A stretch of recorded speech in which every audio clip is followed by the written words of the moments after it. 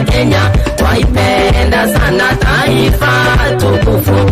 Aremi yetu na ndoambia sara wajitahidi kuboresha Kenya. Masurure madivitane nemelapu mate watera miadi eto mukega sabe simbega siwa nanji tosherekea sote yetu sisi watoto wa mama moja tupeperushe bendera nchi yetu Kenya. Tujivunie bendera nchi yetu pamoja pamoja nchi yetu songe mbele. Wanapia sherehe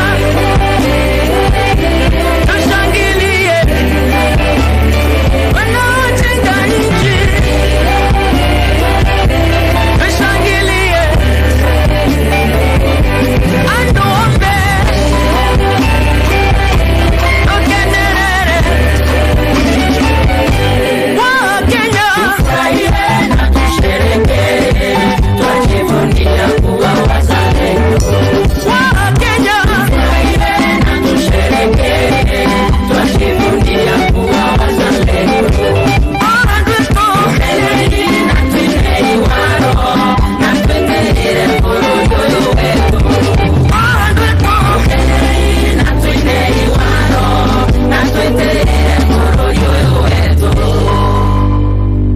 Tuwapigie makofi, shangwe na vigelegele. Asanteni sana. Asante. Tuwapigie makofi tena wakienda kuondoka.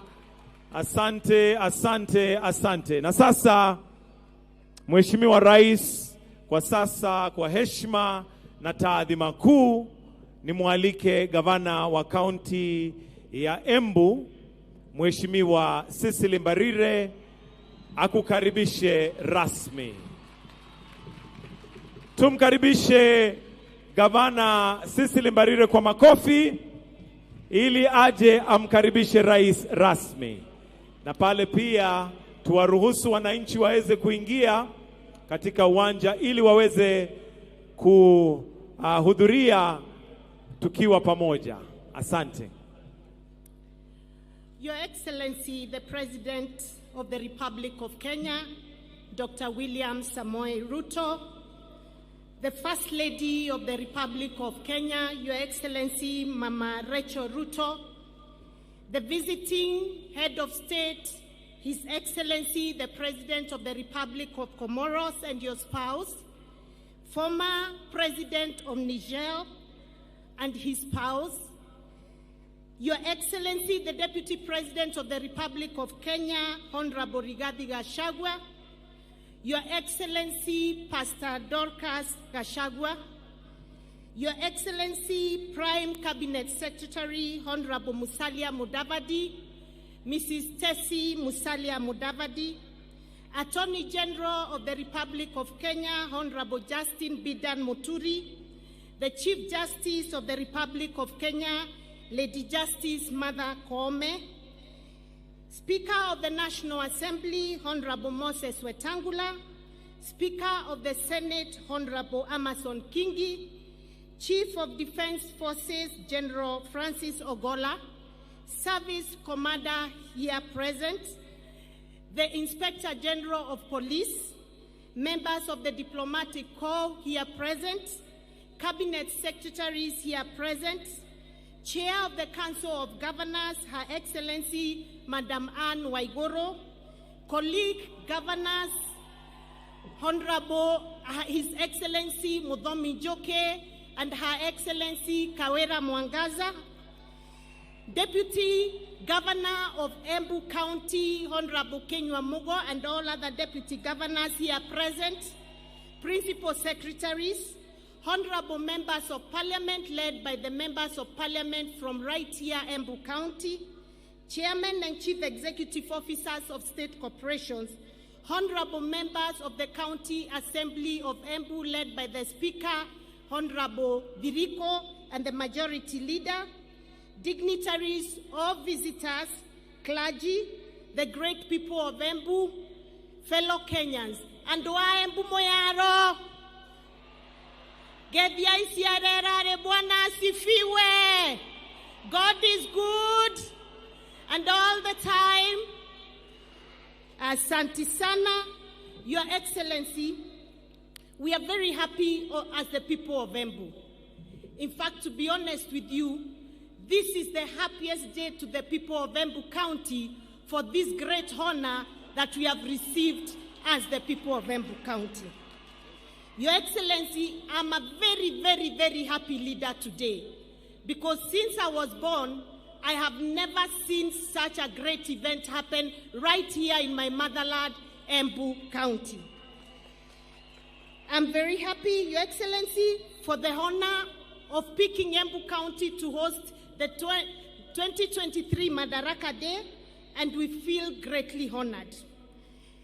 Today's national celebrations, Your Excellency, are a culmination of highly successful pre-Madaraka Expo themed cooperatives and MSMEs, trade and revenue, which you personally opened.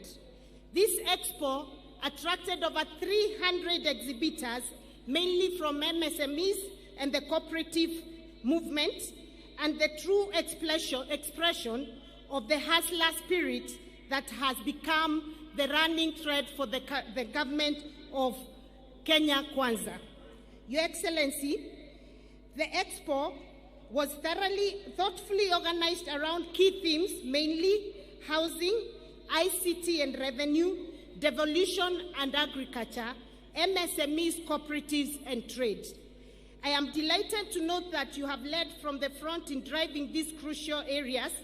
By one, Your Excellency, on housing, you laid the foundation stone of the first phase of Manyata housing scheme, comprising of 100 of the planned 400 units right here in Embu County.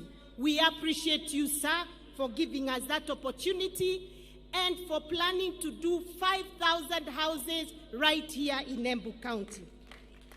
Your Excellency, on ICT and revenue, after you led by filing your annual income tax returns, you launched the SME Tax Service Desk, and critically for Embu County, you provided free Wi-Fi at the Embu Market and our bus park. This singular service will close the market information asymmetry gap, which is exploited by brokers and cartels at the expense of the farmer. We appreciate that, sir. Further, Your Excellency, through the Cabinet Secretary for ICT and Digital Economy, yesterday we launched 2 digital laboratories in Ronyenje's Technical Institute and Vocational College and Jeremiah Nyaga Technical Institute under the Jitume program. Under that program, Your Excellency, many young people from the county are going to get the exposure of online jobs that we so badly need as a county. Your Excellency, on behalf of the people of Embu, I wish to request you to consider our topmost technical institute, the Jeremiah Nyaga Technical Institute, which is one of the best technical institutes in the country, that you consider it for upgrade to a full national polytechnic. On devolution, Your Excellency, we appreciate the work that has been going on, and we are happy that we managed to get fertilizer coming.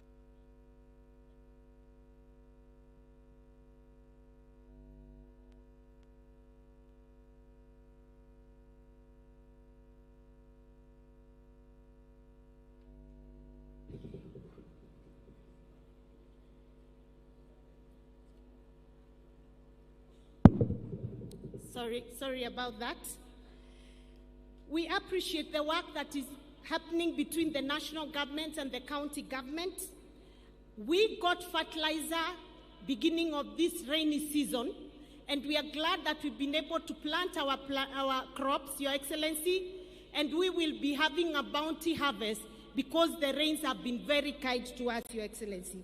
We look forward to working closely with your government in ensuring that agriculture empowers the farmers in this county, and that we improve on the prices of our major crops, namely coffee, tea, dairy, macadamia, honey, and many other value chains within Embu County, and we look forward to working with you, Your Excellency. Your Excellency, today as we gather in the spirit of unity, I stand before you to express profound gratitude on behalf of the people of Embu County for your esteemed government that has been extremely valuable in supporting a lot of development projects in this county. Sir, through the Ministry of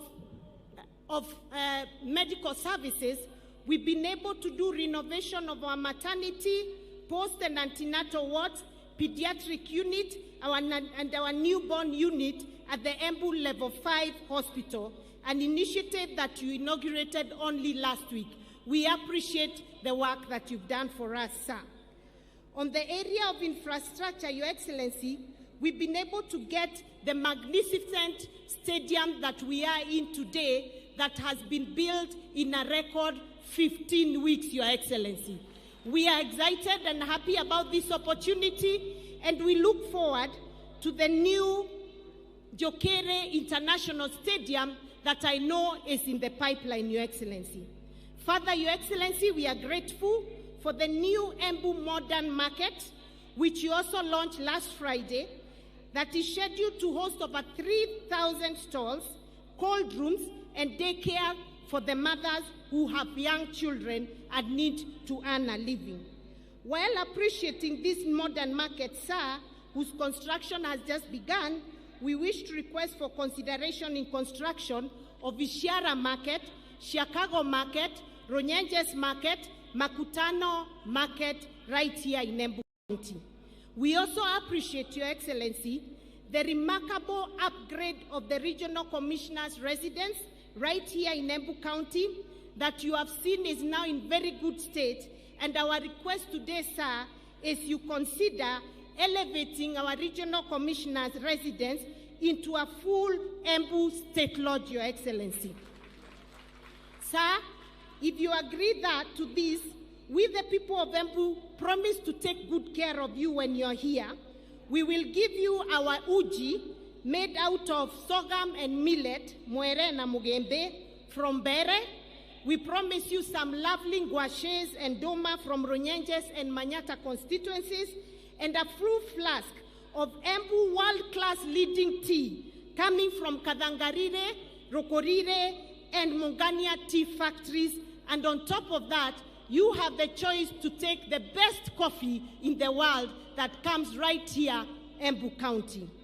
At lunch, Your Excellency, we promise that you can have some lovely goat ribs coming from a Shiara market near the Attorney General's home. Once you taste those ribs, you will love to keep staying right here in Embu County. Sir, we look forward to working closely with you in ensuring that we improve on our industrialization and cottage industries. And to that end, Your Excellency, we are glad that we are now partnering with your national government in setting up the County Aggregation and Industrial Park right here in Embu County at Mashanga in Bere South. So we have the land right ready.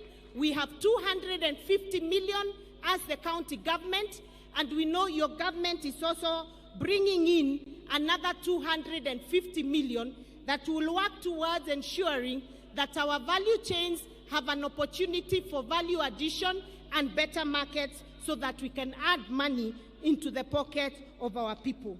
Your Excellency, we are happy that we continue to work closely with you, and we are also very, very happy that your government, through the Ministry of Cooperatives and new KCC, have the plan of upgrading Ronyenjes KCC cooling plant into a fully operational producing factory for milk right from here in Embu County so that we don't have to sell our milk raw. Your Excellency, as I conclude, allow me to mention a few of the major roads that we really hope your government is going to support. And because we've started well with you, we are very sure that you'll surely give us a good opportunity for more infrastructural development. To this end, Your Excellency, we are requesting that the ring road that was meant for Embu County may be completed by ensuring that the section between Mashanga and PI is completed. We are also requesting that Kararetire, Kadagere, Kegumo, Kanyombora Road be upgraded to bitumen standard. Gekuyare, Kerie, Eshiara Road be upgraded to bitumen standard. Kevote, Kebwe, Kedemo, Ena Road be upgraded to bitumen standard. Keretire, Kiambere Road that you are very aware of, Your Excellency, we are also requesting that you consider that. Kepogo, Dondore, Kadangarire, Mukore, Kadande, Kamugere, among others that are very key for this county. And we are going to work closely with you, Your Excellency, to make sure that you are able to deliver those roads to us. Sir, allow me to also say we very much appreciate your efforts towards ensuring that we have enough water for domestic and irrigation. And to that end, Your Excellency, we are happy that your government has taken up our 3 mega dams, namely Doshi, Dambana, and Kamomo dams. I'm happy to report to you, Your Excellency, that Doshi has been advertised. Kamomo is at very advanced stage, and you are aware of it, sir, and we are looking forward to having Dambana in the next round of dams that will be advertised, sir. Your Excellency, I want to thank you most sincerely because for the first time, as the people of Embu County, we've seen you really recognize the leadership of Embu County. I want to appreciate that you have given me a chance to chair and become the chairman or the chairperson of the ruling party, UDA, and we feel very much honored as the people of Embu County and as the women of this country. Thank you, sir. Sir, thank you for giving us Attorney General of the Republic of Kenya who comes right here in Embu County. We appreciate the Embu County's contributions to the many judges that are here in this country. We appreciate the ambassadors from Embu County. We appreciate the Principal Secretary and Cabinet Administrative Secretary.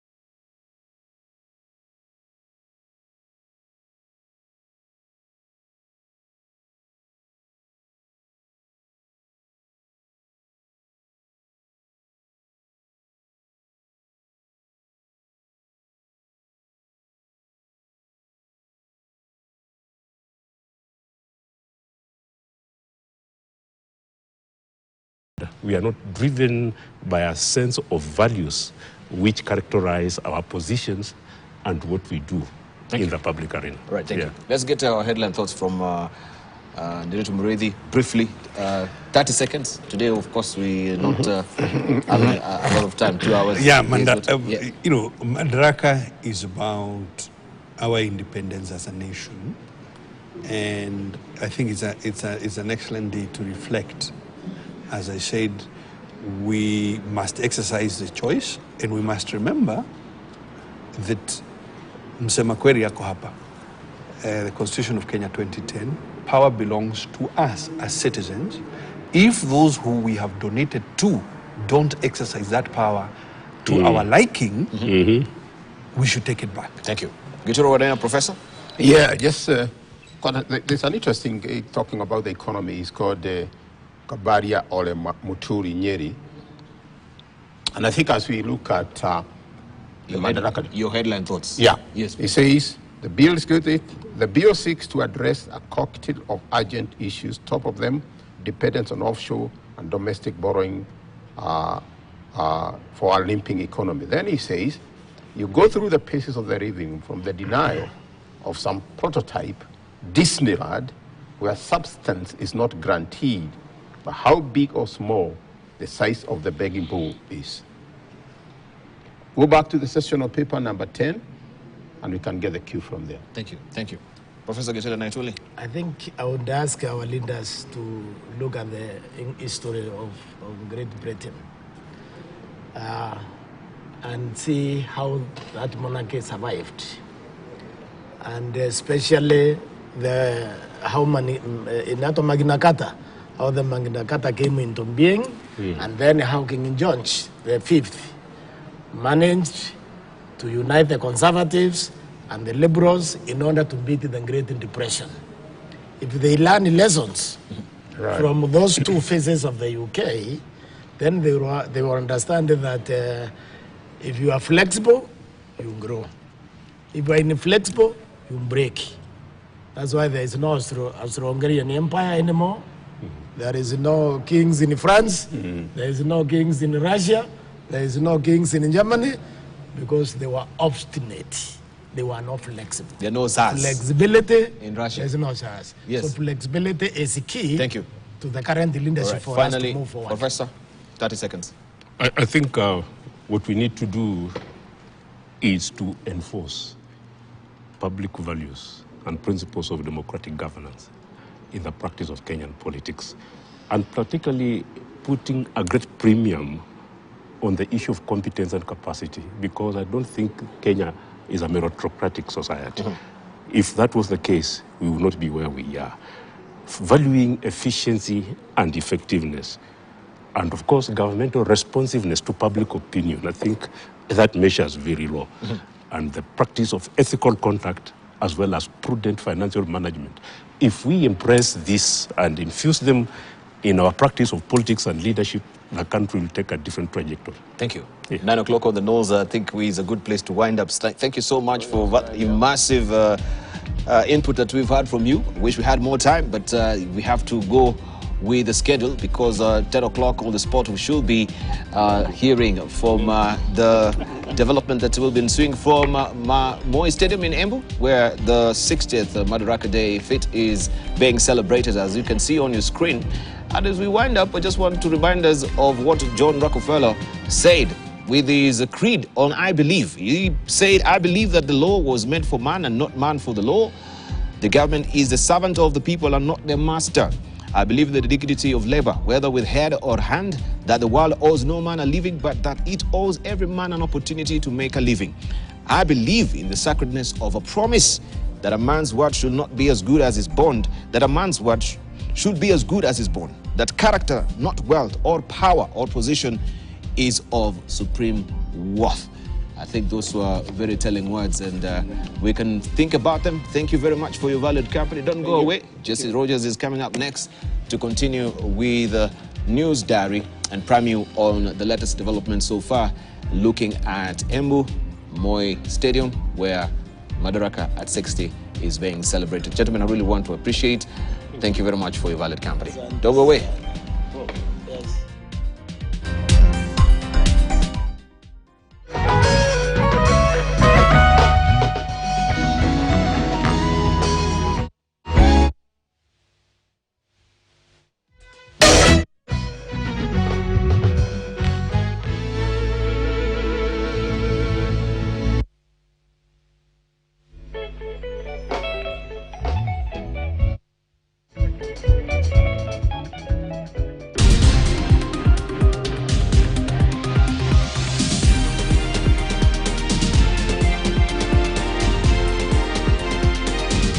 KTN News. Get the whole story. Are you a holder of unclaimed financial assets? Surrender unclaimed financial assets today and avoid the last-minute rush. Take advantage of penalties and fines waiver ending June 30th, 2023. Report and surrender unclaimed financial assets today. For more information, visit our website www.ufaa.go.ke/holders or contact us through holders@ufaa.go.ke or 020402300. Do not wait for the June 30th, 2023 deadline. Unclaimed Financial Assets Authority. Receive, safeguard, reunite.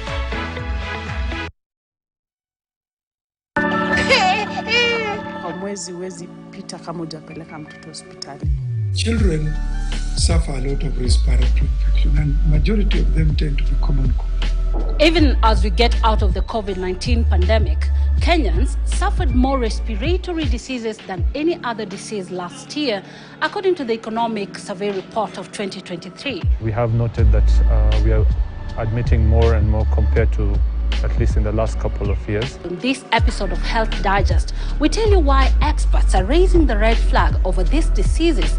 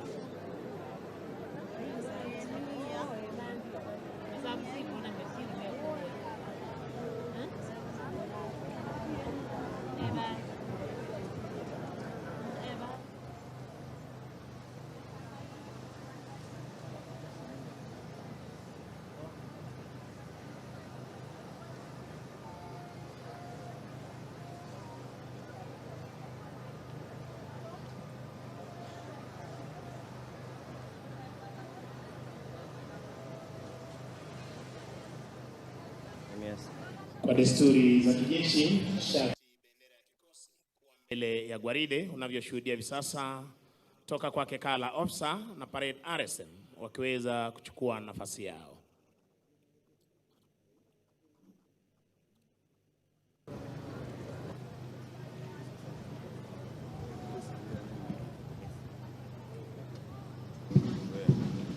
Mheshimiwa Rais, kwa amri hiyo wanajeshi hawa wanaoka hivi sasa uwanjani ili kuweza kujiunga na wenzao kuzidi kudumisha ulinzi wa taifa letu la Kenya, kuhakikisha kwamba mipaka yetu iko salama masaa 24, anga letu liko salama masaa 24, na fuo za bahari zetu ziko salama masaa 24.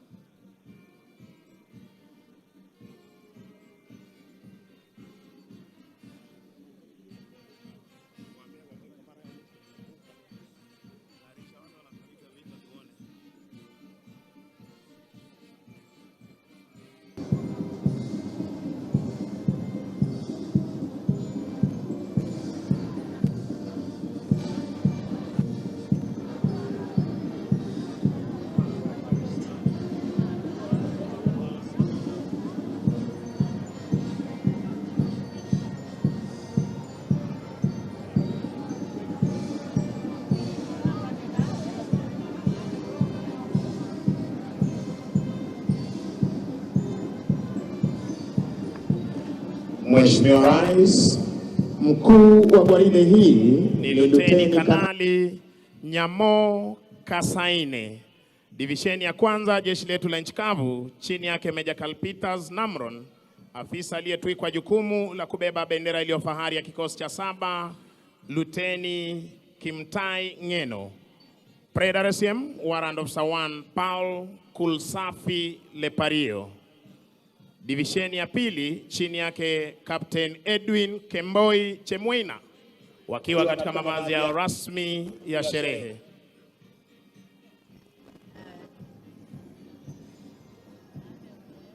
Divisheni ya tatu Mheshimiwa Rais, jeshi letu la wanaanga, wakiwa katika mavazi yao rasmi ya sherehe, chini yake Meja Douglas Wanjohi Mwangi. Divisheni ya 4 chini yake Meja Eric Mwangi, jeshi letu la wanamaji, wakiwa katika mavazi yao rasmi ya sherehe. Parade Adjutant Meja Sefania Stima Onyampu, mweka alama jeshi letu la nchi kavu. Nitampisha mwenzangu aweze kuendelea. Mheshimiwa Rais, linafuata hivi sasa gwaride la vikosi vyetu vya usalama vikiongozwa na B Company ya kikosi cha kwanza cha jeshi letu la nchi kavu chini yake Major Justus Kaburu Atukon. Kikundi cha kwanza kiko chini yake Luteni Hassan Said, wakiwa kwenye magwanda yao mazito ya kivita. Kikundi cha pili Mheshimiwa Rais kiko chini yake Luteni Titus Toroitich.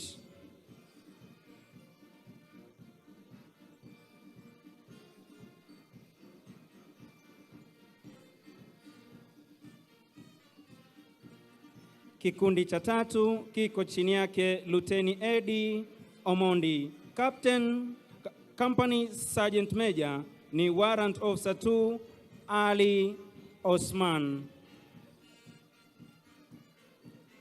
Wanafuata hivi sasa ni Kahawa Garrison, wakiwa kwenye magwanda yao mepesi ya kivita chini yake Meja Shem Isaboke.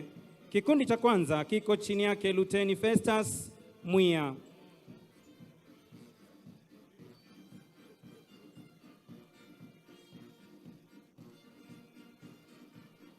Kikundi cha pili kiko chini yake Luteni Mark Olo.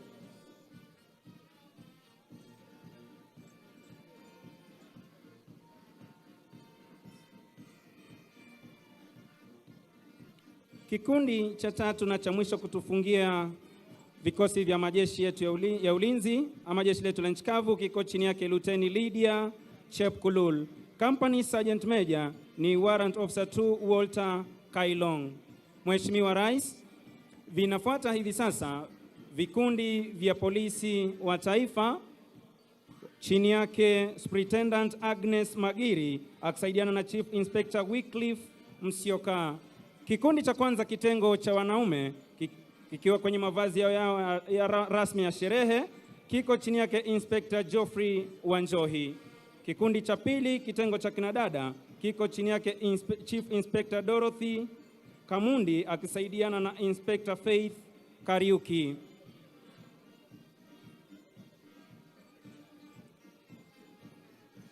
Vinafuata hivi sasa vikundi vya GSU chini yake Chief Inspector Flavian Nzili akisaidiana na Inspector Prosper Meliari. Kikundi cha kwanza wakiwa kwenye mavazi yao rasmi ya sherehe. Kikundi cha pili cha GSU kinafahamika kama Reke Combat wakiwa kwenye mavazi yao rasmi ya kikazi chini yake Inspector Isaac CTNA.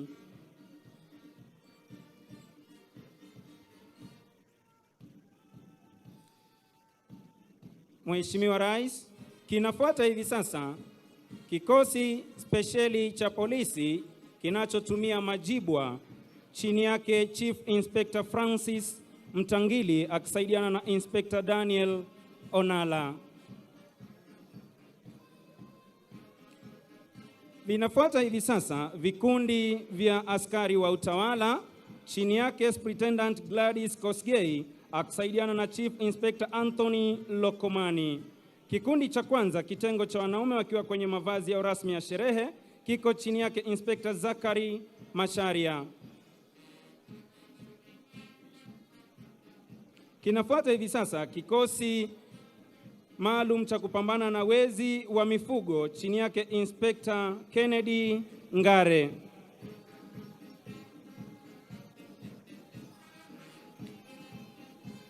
Kinafuata hivi sasa kikosi cha Rapid Deployment Unit chini yake Inspector David Maina.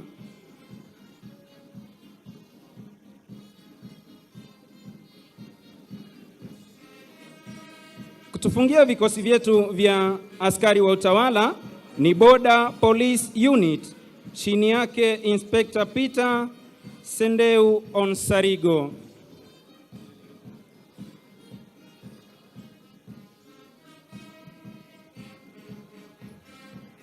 Mheshimiwa Rais, kinafuata hivi sasa kikosi cha Kenya Coast Guard chini yake Luteni Lawrence Mwenda.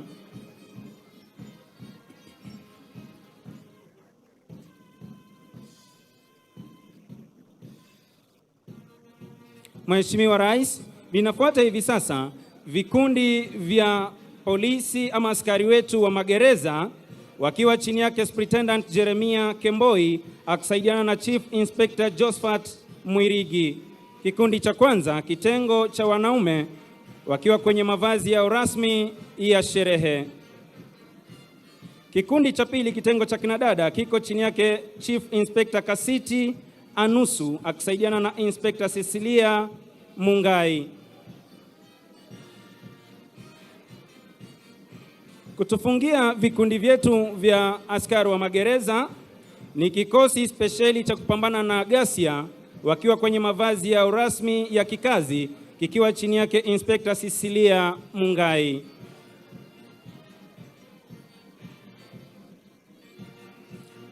Kinafuata hivi sasa kikosi kinachochunga mbuga zetu za wanyama kikiwa chini yake Warden Officer 2 Didakas Omune akisaidiana na Assistant Warden 2 Michael Karithi.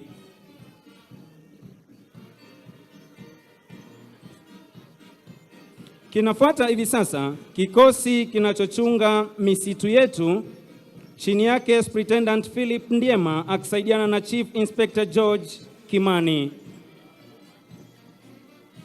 Mheshimiwa Rais, kikosi kinachofuata hivi sasa ni vijana wa huduma kwa taifa, National Youth Service, wakiwa katika mavazi yao rasmi ya sherehe chini yake Superintendent Philip Kemboi akishirikiana naye Chief Inspector Caroline Karimi. Kikundi cha kwanza chini yake Inspector James Mwaniki wakiwa katika mavazi yao rasmi ya sherehe.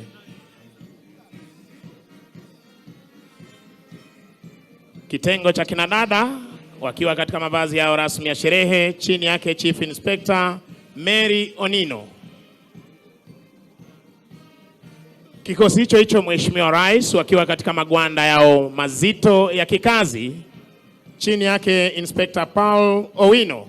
Mheshimiwa Rais, vijana hawa huduma kwa taifa wakizidi kuzingatia maelezo yako na hali kadhalika ruwaza yako ya kuweza kuhakikisha kwamba wanazalisha chakula cha kutosha ili tuweze kujikimu kama taifa, ulivyoshuhudia kule hata hivi majuzi na kambi yao ya Taribo.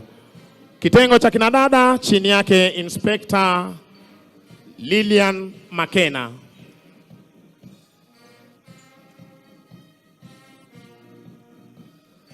Kutufungia gwaride la vikundi, mgeni wetu rasmi ni askari wa kaunti ya Embu wakiongozwa naye Inspector Joseph Ndwiga na Sergeant Anthony Gitonga. Tuwape makofi tafadhali askari hawa wa kaunti ya Embu kwa kazi nzuri ambayo wanazidi kufanya.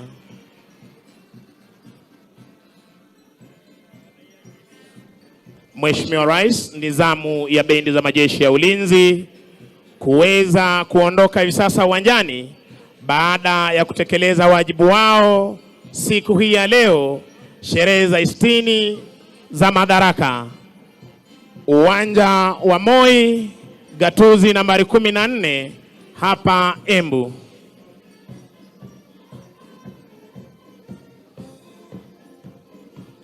Chini yake mkurugenzi wa muziki Captain Kelvin Nyaga, jeshi la nchi kavu, Senior Major Warrant Officer 1 David Maina.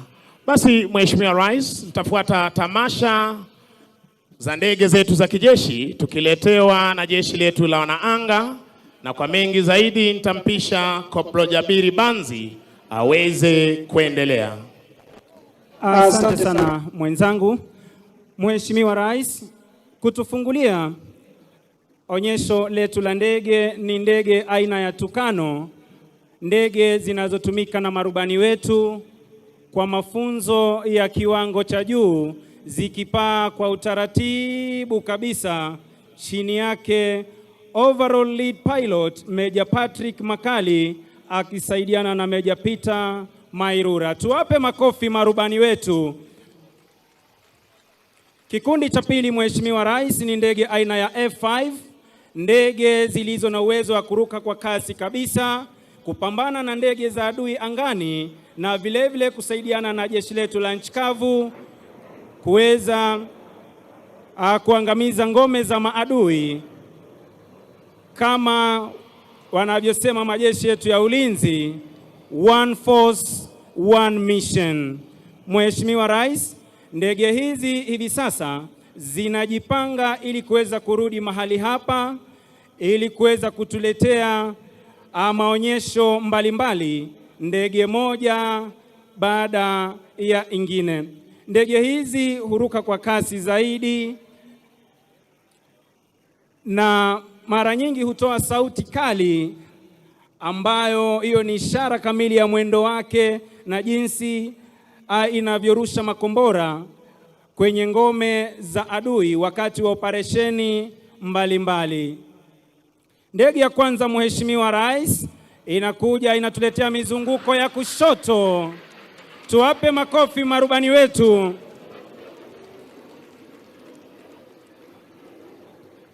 Ndege ya pili Mheshimiwa Rais aina F5 inapaa angani inatuletea mizunguko ya kushoto. Tuwape makofi marubani wetu. Ndege ya tatu Mheshimiwa Rais inapaa juu kabisa na kutuletea mizunguko vile ya kushoto, ukiwa ni ujuzi wa marubani wetu wa kivita. Ndege ya nne Mheshimiwa Rais inapaa angani kabisa, vile inazunguka mizunguko ya kushoto kwa umaridadi kabisa. Ndege ya tano inaruka kwa kasi kabisa kupaa angani na kuzunguka mizunguko ya kushoto. Tuwape makofi marubani wetu wanaposherehekea siku ya Madaraka hapa gatuzi la Embu.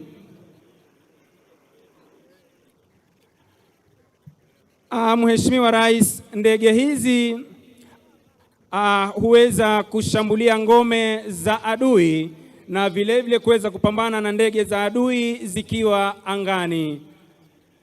Zinarudi tena ndege tatu aina ya Tukano zikipaa kwa taratibu kabisa na kuachana kushoto kulia, katikati ikipanda juu kabisa kulala chali na kurudi sehemu iliyotoka. Tuwape makofi marubani wetu.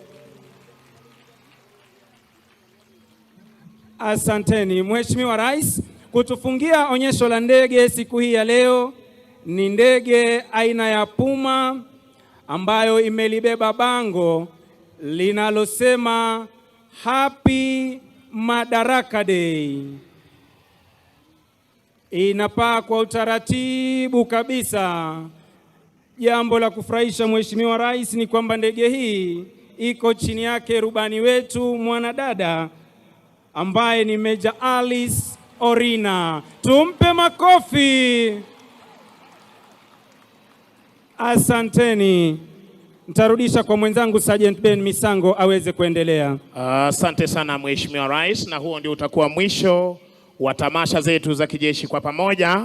Ningependa kuwashukuru waliofanikisha makala haya Mheshimiwa Rais, bila kuwasahau wahandisi kutoka idara ya jeshi chini yake Brigedia Mrasha pamoja na kanali walioweza kufanikisha ujenzi wa uwanja huu, na hali kadhalika niweze kushukuru flag staff wetu Major Peter Etiang, Major Kibia Njuguna, Warrant of Star 2 Isaiah Macharia Ndiritu, Major Otongo, Major Ndei na Major Otieno, bila kuwasahau Defense Forces Sergeant Major, Warrant of Star 1 Elijah Pro Koranga, Kenya Army Sergeant Major, Warrant of Star 1 Fanuel Mahebo, Kenya Air Force Sergeant Major, Warrant of Star 1 Dennis Namunyu Oletalengo, na bila kumsahau Naval Star Major, Warrant of Star 1 Bwana Haji Omar, wote wakiwa ni OGW.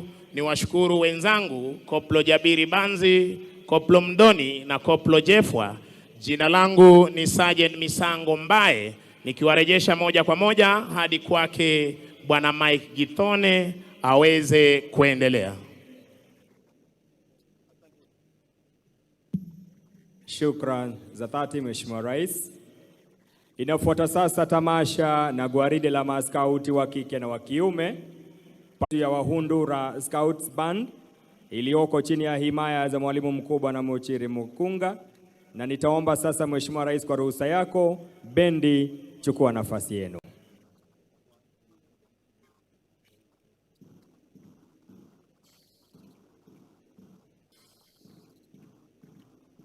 Ni bendi iliyobuniwa mwaka wa 1965 kwa minajili ya kuwafunza wanafunzi wetu masuala ya muziki.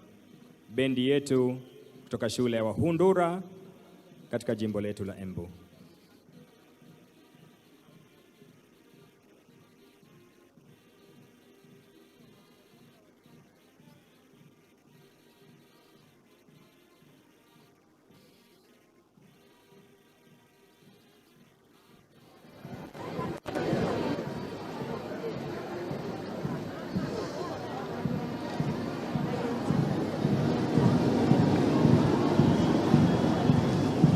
Ni vyema kukumbuka kwamba mlezi mkuu wa maskauti wote nchini Kenya, the patron, si mwingine mbali ni Mheshimiwa Daktari William Samoei Ruto, Rais wa Jamhuri ya Kenya na Amiri Jeshi Mkuu wa Majenzi.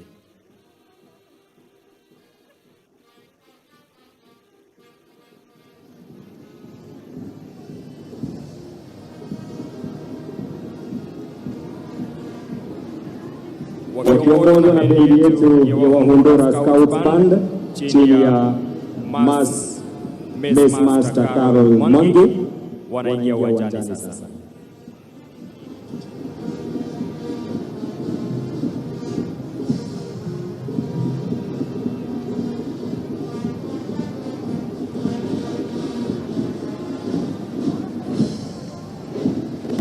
Bendi yetu ya Wahundura wakisema kongoi Jehova.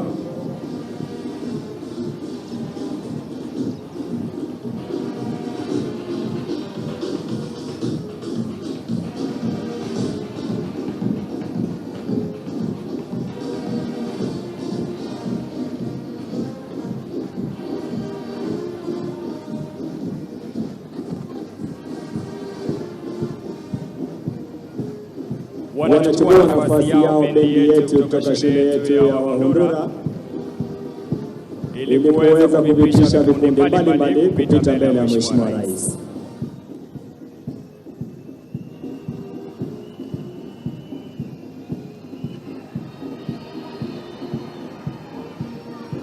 Wanaopita hivi sasa mbele ya Mheshimiwa Rais ni watoto wetu wadogo wanaojulikana kama sungura. Tuwapigie sungura hawa makofi. Wakivalia stafu zao kitambaa cha rangi ya manjano, miaka 6 hadi 11. Moto, do your best. Wanafuata wanachipukizi wakivalia sare yao kijani kibichi, miaka 12 hadi 15. Moto, be prepared.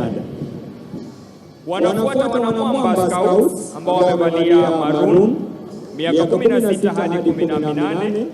Moto, look wide. Mheshimiwa Rais, wanafuata jasiri waliovalia rangi ya chungwa, miaka 19 hadi 26. Their motto, service.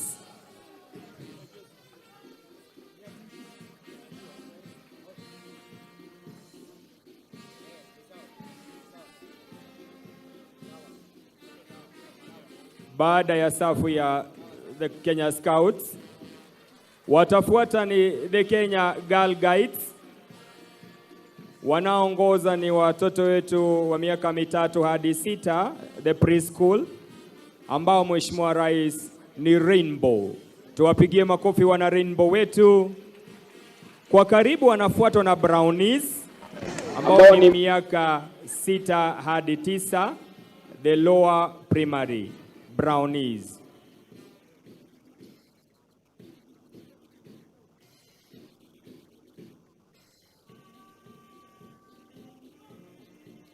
Mheshimiwa Rais, baada ya Brownies wanafuata the Girl Guides ambao ni miaka 10 hadi 14, wakivalia sare zao kitambaa cha rangi ya blue. Wanaofuata Girl Guides, Mheshimiwa Rais, ni Rangers Guides kati ya miaka 14 na miaka 18, wakiwa katika shule zetu za upili, wakivalia navy blue skirts na white shirt. Mheshimiwa Rais.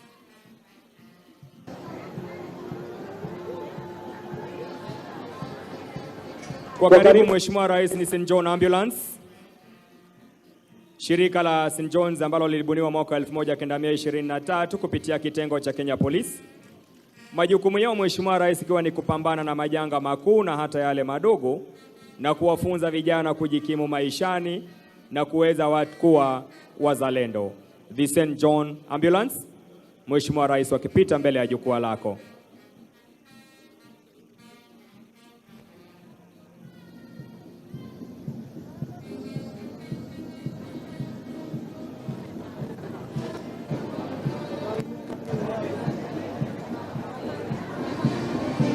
Ni vyema kukumbuka kwamba St. John Ambulance wanawasajili walioko shuleni na hata wale wamemaliza shule.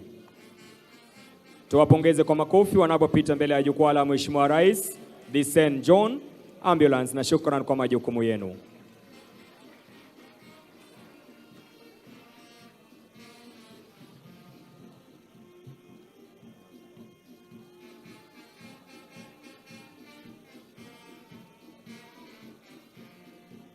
Dolphins ambao ni watoto wetu wanapita mbele ya Mheshimiwa Rais, the Harvard Junior School.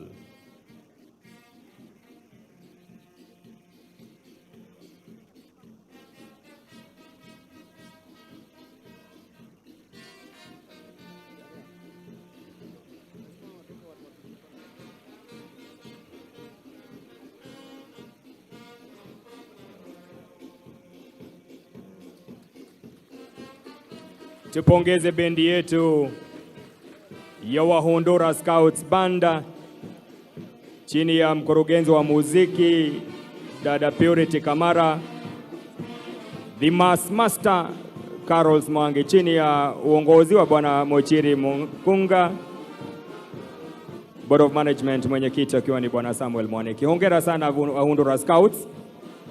Tuwapongeze tena mabibi na mabwana wana skauti wetu wanaporikuja jamvi hilo la tamasha yetu ya siku ya leo.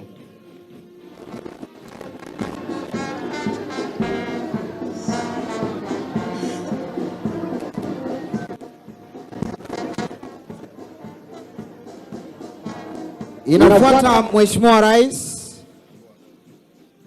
ni gwaride speciali la mahasla wa hapa Embu, Mheshimiwa Rais, wakiongozwa na Luteni Brigadia Waziri Mheshimiwa Moses Kuria. Labda mwenzangu Sara utueleze hawa mahasla ni akina nani haswa? Ni kikundi cha vijana ambao wameweza kufuzu katika taasisi mbalimbali kama vile TVET, na ni wale ambao wameweza kupokezwa kupitia kwa wizara hiyo different attachments na internship. Mwenzangu chipukizi, lengo kuu la wizara hii ni gani na hawa mahasla wetu mwenzangu? Ni kunolewa makali yao ya zile taaluma ambazo wamepokezwa ili kufaa katika soko mbalimbali za kutafuta ajira. Wale wanatutizama nyumbani mahasla ambao pia wangependa kuingia kwenye mpango huu watafanyaje mwanangu? Watafaa kuingia katika tovuti ya wizara hiyo ya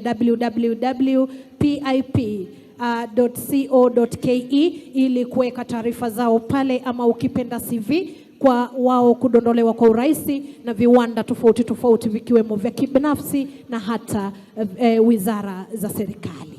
Nimeelezwa kwamba wizara ina target kuwasajili vijana hawa 1,100 kwa kila county, na pia nimeambiwa kwamba ni maombi ya Mungu kwamba by the end of this year watakuwa wamejaribu kuwasajili vijana 1,500. Ni hayo tu kwa sasa, nimpishe bosi Mike Gitonga. Asanteni sana watangazaji wenzangu, na sasa ningeomba tutulie mahali tulipo ili tuende kwa kipindi cha maombi, na nitawaita wale ambao watatuongoza kwa maombi siku ya leo, na tutaanza na maombi ya kitamaduni kwa lugha ya Kiembu tukiongozwa na mzee Eustace Nyaga Kimani kutoka kaunti hii ya Embu, akifuatwa na Bishop Mureithi Ireri wa kanisa la ACK, na yeye pia atafuatwa na Vimal Chada wa muungano wa waumini wa dini ya Kihindi nchini, akifuatwa na Sheikh Hushim Tawin kutoka Jumuiya Mosque kaunti la mji wa Embu. Alafu tumalizie hipikio kipindi na Bishop Paul Kariuki Njiru wa kanisa la Katoliki. Hebu tuende kwa maombi. Muroro, muroro, muroro, Gai mwene vinya wonde, netera kuboya otwegue. Rathima thirikari yetu, muthamaki wetu William Ruto na atongoria othe aria umubete, niguo baba magerage njirari cia muroro. Bururi wetu wa Kenya ugie irio, ugie otonga wa mithemba yothe, niguo tuikarage na gikeno na thayu, ona mawira mongerereke. Muroro, muroro, muroro. Almighty and everlasting God, you rule all the nations and direct them according to your will. We thank you for our beautiful country, Kenya, and the opportunity to celebrate this year's Madaraka Day here in Embu. We pray that you will protect and guide our beloved President, His Excellency Dr. William Ruto, the Deputy President, His Excellency Rigathi Gachagua, all the Cabinet Secretaries, the Principal Secretaries, and all in authority under him. Heavenly Father, look with favor all the politicians in this country, especially those who are members of our National Assembly, Senate, and the county assemblies, so that the laws they enact will be beneficial to the people of this great nation. We pray for judiciary, which is charged with the responsibility of settling disputes in our country. Guide and bless all the judges, magistrates, and court officials to discharge their duties without fear or favor or prejudice for the good of this country. Sovereign Lord, direct and guide the operations of security agencies in our nation, Kenya, so that the people of this great nation may experience peace. We thank you for the county governments. We pray that you guide all the governors and all those who work under them for the growth of our counties. May the people of Kenya live in peace and harmony for the benefit, honor, and development of our nation. We pray this in the name of God the Father, the Son, and the Holy Spirit. Amen. Om Bhurbhuva Swaha Tatsaviturvareniyam 𝙏𝙤𝙖𝙣 𝙔𝙤 𝙤𝙗. Dear Lord, as Kenya celebrates 60th Madaraka Day, we pray to you, Lord, give strength, courage to His Excellency the President William Samoei Ruto and his cabinet ministers, PS, CS, and the county governor, our Madam Cecily Berere. Give them strength, courage, and wisdom to service the Kenyans with diligently. What Kenyans are waiting for is service delivery on the ground, because this government is starting from bottom to top. Let God also bless all our leadership in this country, whether it is a National Assembly, whether it is a Senate, MCAs, and other leadership of this country, which can develop and make a value addition to the life of Kenyans.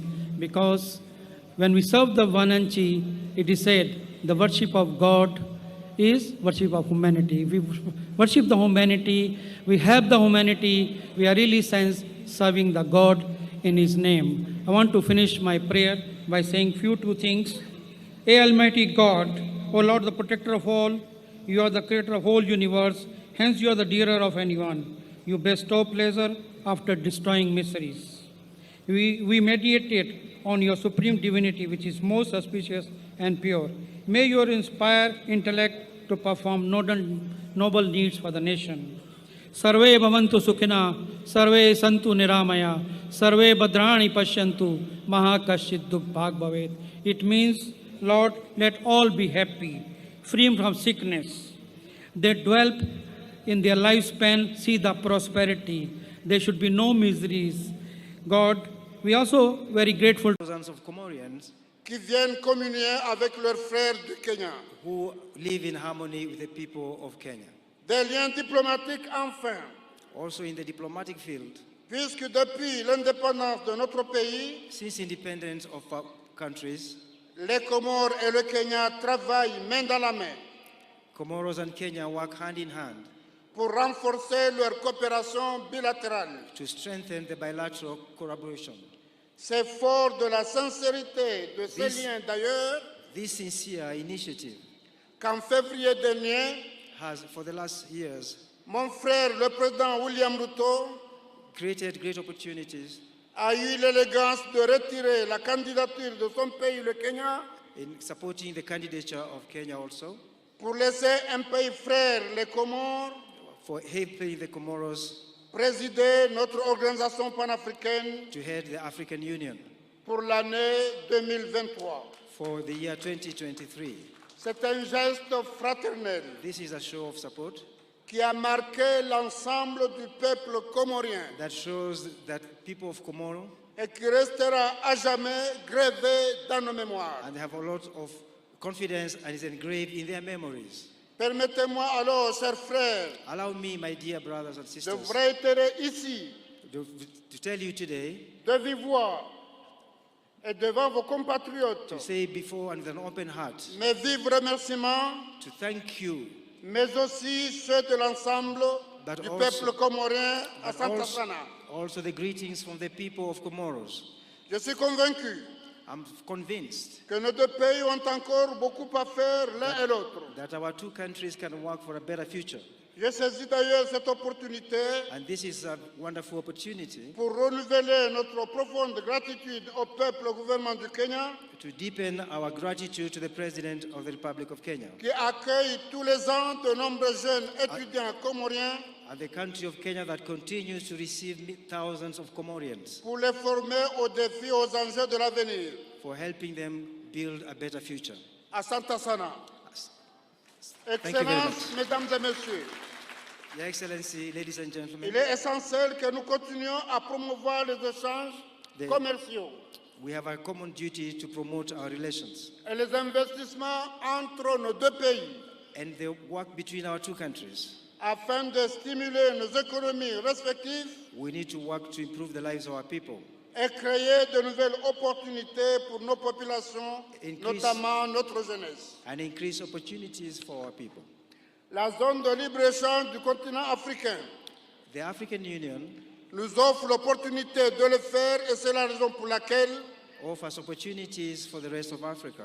Je prépare avec vous, avec un grand plaisir, à l'ouverture du dialogue public-privé. We encourage dialogue for promotion of peace. Sur cette zone de libre-échange continentale, in this respect, qui s'est tenue à Nairobi le 9 mai dernier. The meeting held in Nairobi looking for peace. En tant que nation africaine, as an African Union, nous partageons des défis communs. We think we can work together. Et je suis convaincu que si nous unissons nos forces, and I'm persuaded that by working together, nous pourrons surmonter ces défis, we can overcome these obstacles, et ouvrir la voie à un avenir meilleur, and construct a better future pour nos populations et surtout aux générations futures. For our people and for the survival of Africa. Cette journée de commémoration est aussi this also is an opportunity for us. L'occasion de réfléchir. It's a gift. Sur notre avenir commun. If you work together. Et sur la responsabilité qui nous incombe. And if you are accountable to our people. De préserver les idéaux de nos ancêtres. If we can preserve the ideals of our et de construire une Afrique juste, inclusive et prospère. And to conclude our treaties for prosperity. Chers frères et sœurs de Kenya. My dear people of Kenya. En cette journée spéciale, in this opportunity, je souhaite réaffirmer l'engagement des Comores. I would like to, on behalf of the people of Comoros, à ne ménager aucun effort. They have spared no effort. Pour renforcer davantage nos liens d'amitié et de coopération avec le Kenya. To strengthen our relations with the people of Kenya. Que notre partenariat continue de prospérer. That we shall continue to collaborate. Et de porter des fruits mutuellement bénéfiques.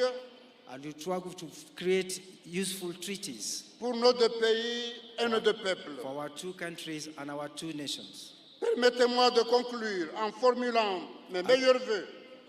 Allow me to conclude my remarks. De bonheur, de bien-être pour vous, chers frères et sœurs kenyans. To wish you happiness. Et ceux de paix, de progrès, de prospérité pour votre cher pays. And to wish you prosperity and progress in this country. Puissions-nous continuer à travailler ensemble. If we continue working together. Pour promouvoir la paix, la stabilité et le développement en Afrique. In order to promote peace for the development of our continent. Furaha siku ya Madaraka. This is a great day for Madaraka. Urafiki, ushia na mshikamano wa Kenya na Komoro. Yaishi Afrika kwa amani na mafanikio. Asante sana. Tumpigie makofi tena Mheshimiwa Rais wa Komoro jameni.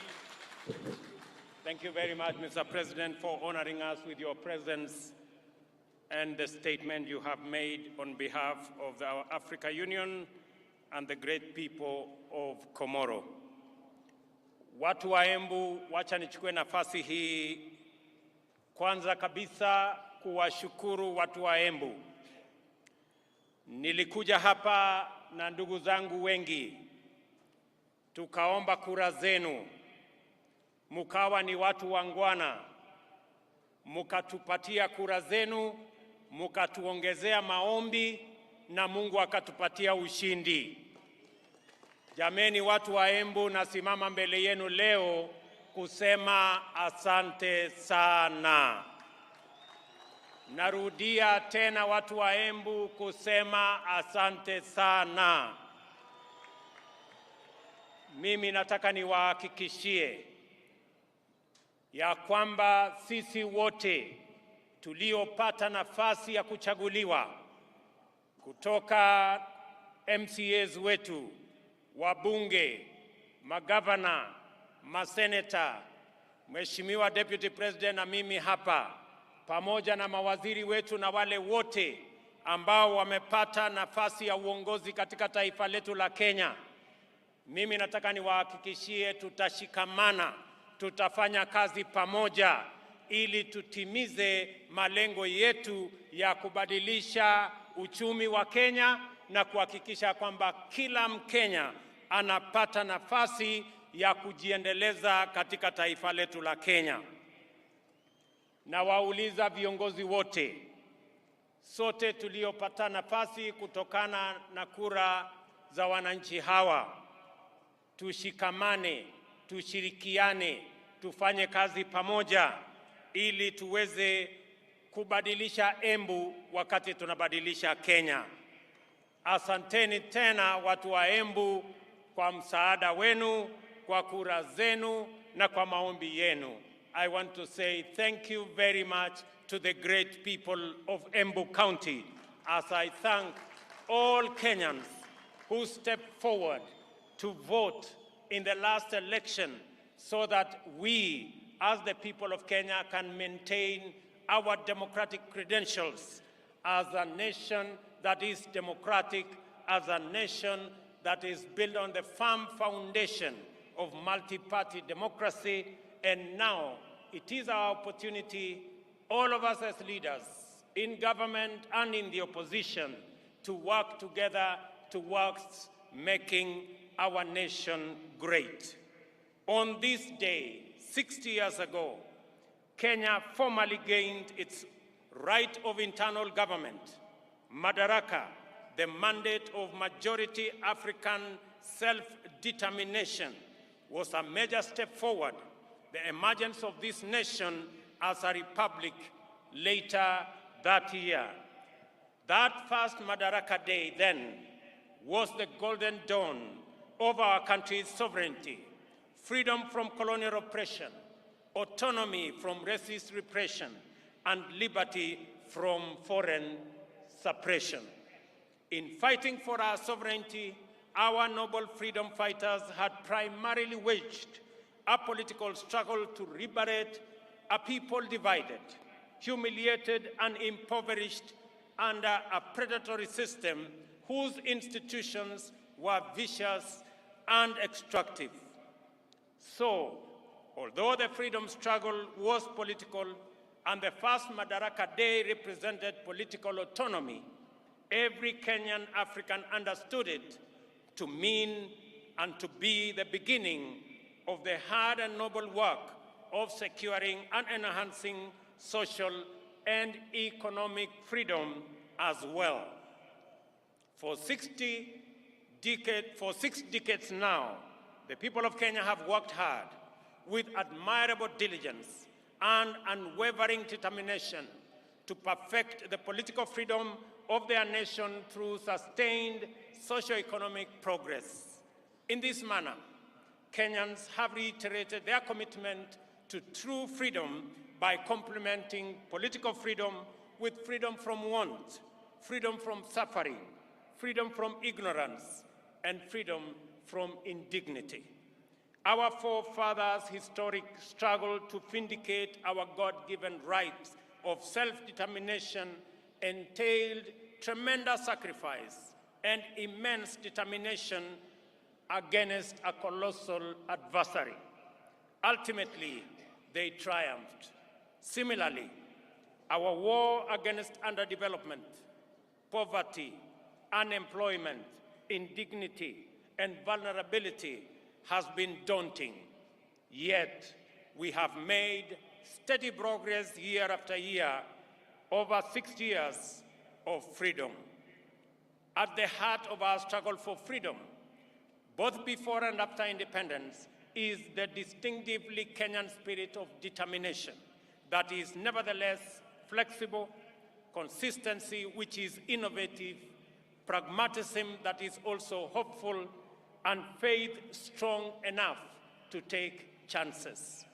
The sacrifices required were inspired by a spirit that is truly unique, which transcends ordinary decision-making. We recognize that spirit even now. It lives in the heart of every Kenyan who wakes up early to give their best, try their luck, knock on doors, and chase their dreams.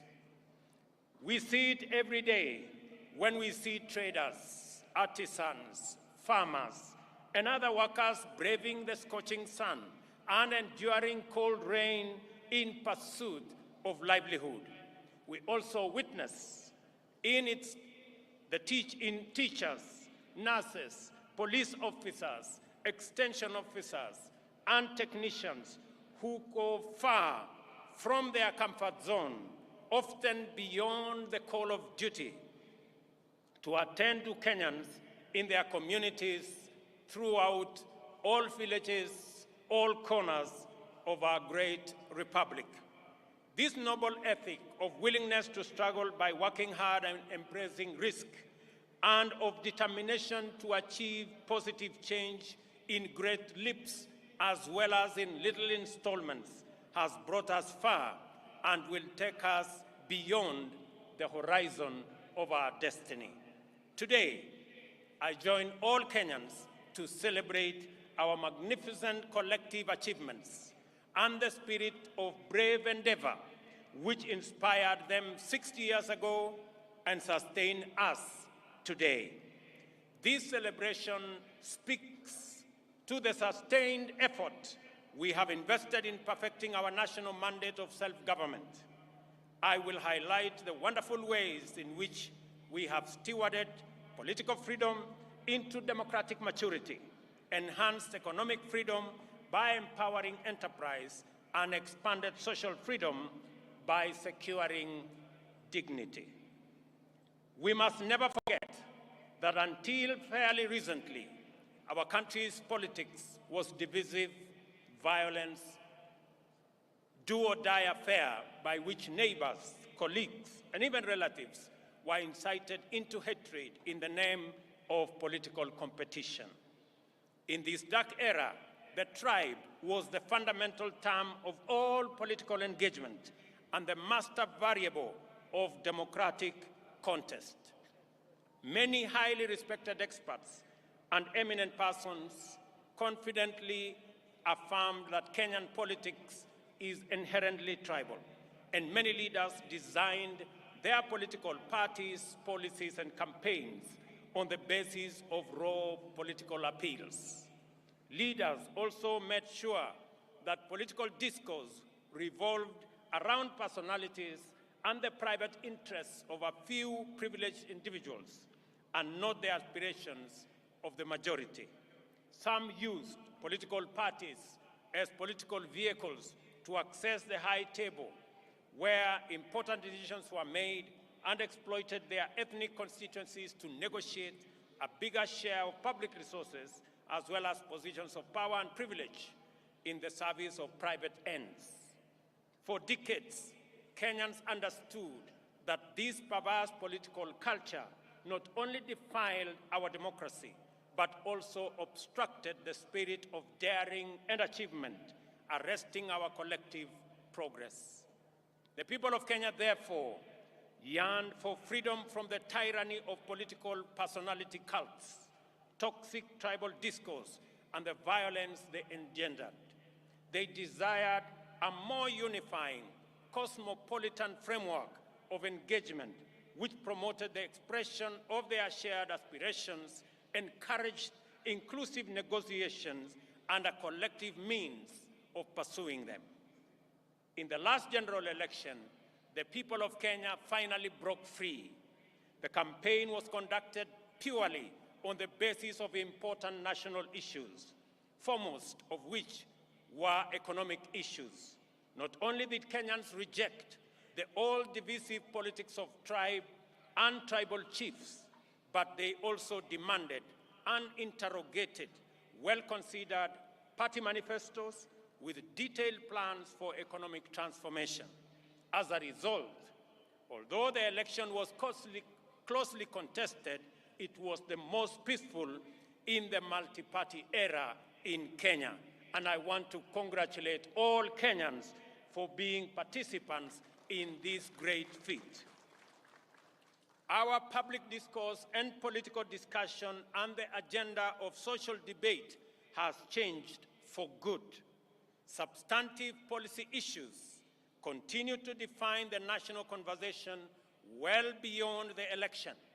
At the moment, there is a robust debate on the finance bill taking place everywhere in this country, in churches, social places, formal and informal workplaces, all media platforms, and busy markets, as well as in urban and rural gatherings. We are truly a trailblazing nation.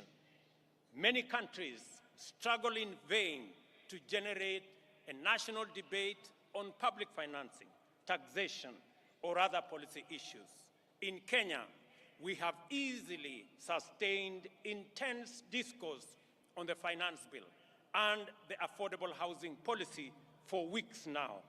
The debate has remained issue-oriented, and there is no hint of divisive ethnic rhetoric at all. The cost of living is keeping all leaders, including myself, awake, and this is precisely as it should be.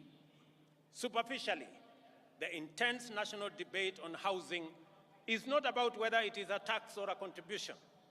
The attention sharply focused on the housing contributions is an implicit expression of ownership. People desire better information and stronger assurance regarding the custody, security, investment, and return on their money. That is phenomenal. People are interested. How will their money be? Will it be safe? Will it be stolen? How is it going to benefit them? And how are they going to get a fair return for their contribution? I want to assure the people of Kenya that those questions will be answered. More encouragingly, the discourse on public finances and housing fund has opened our eyes to our emergence as a stakeholder republic. Kenyans today, more than ever, are fully involved citizens in shaping public policies and making institutions accountable in the manner in which they run national affairs. This is the vision of Madaraka expressed in the first article of our Constitution: all sovereign power belongs to the people of Kenya. We have crossed a fundamental decision, a decisive threshold in the history of our political freedom and democratic maturity. Today, Kenyans of this generation honor patriots who went before us in this celebration of a noble and historic achievement. Kenya also set a new high in election management by deploying a secure, freely accessible public portal which accurately and faithfully relayed vote tallies in the last election, enabling Kenyans, and indeed anyone else, to compare and verify tallies and ascertain results. This enabled the IEBC to credibly declare and certify the winners of elections and to establish before court, in response to petition by dissatisfied candidates, that the elections met the constitutional threshold as simple, accurate, verifiable, secure, accountable, and transparent. In fact, the openness and credibility of the 2022 election are affirmed by the fewer petitions filed, 124 petitions compared to 303 petitions in 2017. The economy was the most important issue on which the last election was canvassed. The people of Kenya, in their multitudes, made their voices heard, their ideas clear, and their desires known. From Busia to Banisa, Lokichogio to Lamu, Magadi to Moyale, Mandera to Migori, and everywhere in between, the people said they wanted to transform our economic system, democratize opportunity, enhance inclusion, and reduce exploitation. Instead of the traditional campaigning of confrontation, incitement, and division, the last campaign became a sustained national debate on the most pertinent economic issues: the millions of our unemployed youth, access to affordable credit, inclusive financing, promoting the robust expression of the legendary Kenyan hustling spirit through MSMEs, and the facilitation of individual enterprise by enhancing market power through collective interventions like the Chama and SACCO. This is how Kenyan entrepreneurs desired to secure access to credit, do savings, access the market, social security, and health insurance. By paying attention to their aspirations, we established that Kenyan entrepreneurs desire to pursue success through enterprise, which makes positive measures to ensure that no one is left behind or no one is exploited. It is an enterprise culture which encourages the pursuit of individual aspirations through collective systems, which empower every person to succeed within the context of a thriving community. In the course of consultations with Kenyans at the grassroots throughout the country, we identified a number of barriers to effective realization of their economic well-being. The first was the bureaucracy in regulation and compliance, including tax administration. Second, the extreme informality of most enterprises, which effectively relegated them to the margins of empowerment, facilitation, or even recognition as lawful undertakings. Third, was the misconception around expanding the national tax base. Is it about people paying more or more people paying? The answer lies in empowering more Kenyans to enter the taxable income category through intentional effort to create millions of new jobs and millions of new taxpayers in due course. Fourth, a huge number of Kenyans, about 10 million, had either been blacklisted by the credit reference bureaus, of an inability to pay loans, advanced by financial technology platforms, or were struggling to pay. Other lenders required hefty securities and valuable assets as collateral, yet these struggling entrepreneurs required financing to acquire such assets. It was clear, therefore, that the prevailing financing and credit facilities were not supportive to the profitable existence of micro, small, and medium enterprises. Self-employment accounts for 51% of all jobs in our economy. 83% or 15.3 million jobs are in the informal sector, and only 3.6 million jobs are in the formal sector, representing a paltry 17%. Considering this employment landscape, it was imperative that we attend to the interests of these undeserved and underserved majority of workers urgently, resolutely, and effectively. This engagement with business community inspired the creation of the Financial Inclusion Fund, or the Hustler Fund, to eliminate the financial cost, delay, and bureaucracy entailed in complying. The facility employs the latest fintech powered by Kenyan telecommunications corporations. The Hustler Fund also re-engineered the idea of collateral by deploying the borrower's credit score as effective security. Without a doubt, the Hustler Fund has been more than transformational. In fact, it is revolutionary. On its way to becoming effectively the biggest financial institution by the number of borrowers and active loans, the Hustler Fund also turned around the country's fintech, transforming it from a predatory ecosystem to a more responsive one. As a result, Kenya's digital economy has received a tremendous shot in arm, as demonstrated by reports that Safaricom alone has enrolled at least 2 million new subscribers into their financial ecosystem, courtesy of the Hustler Fund. Today, as we celebrate progress in achieving economic freedom, we also celebrate our digital economy. Powered by our famous fintech community, Kenya's legendary spirit of enterprise has entered the digital space. Kenyans responded to this promise of economic freedom in unequivocal terms.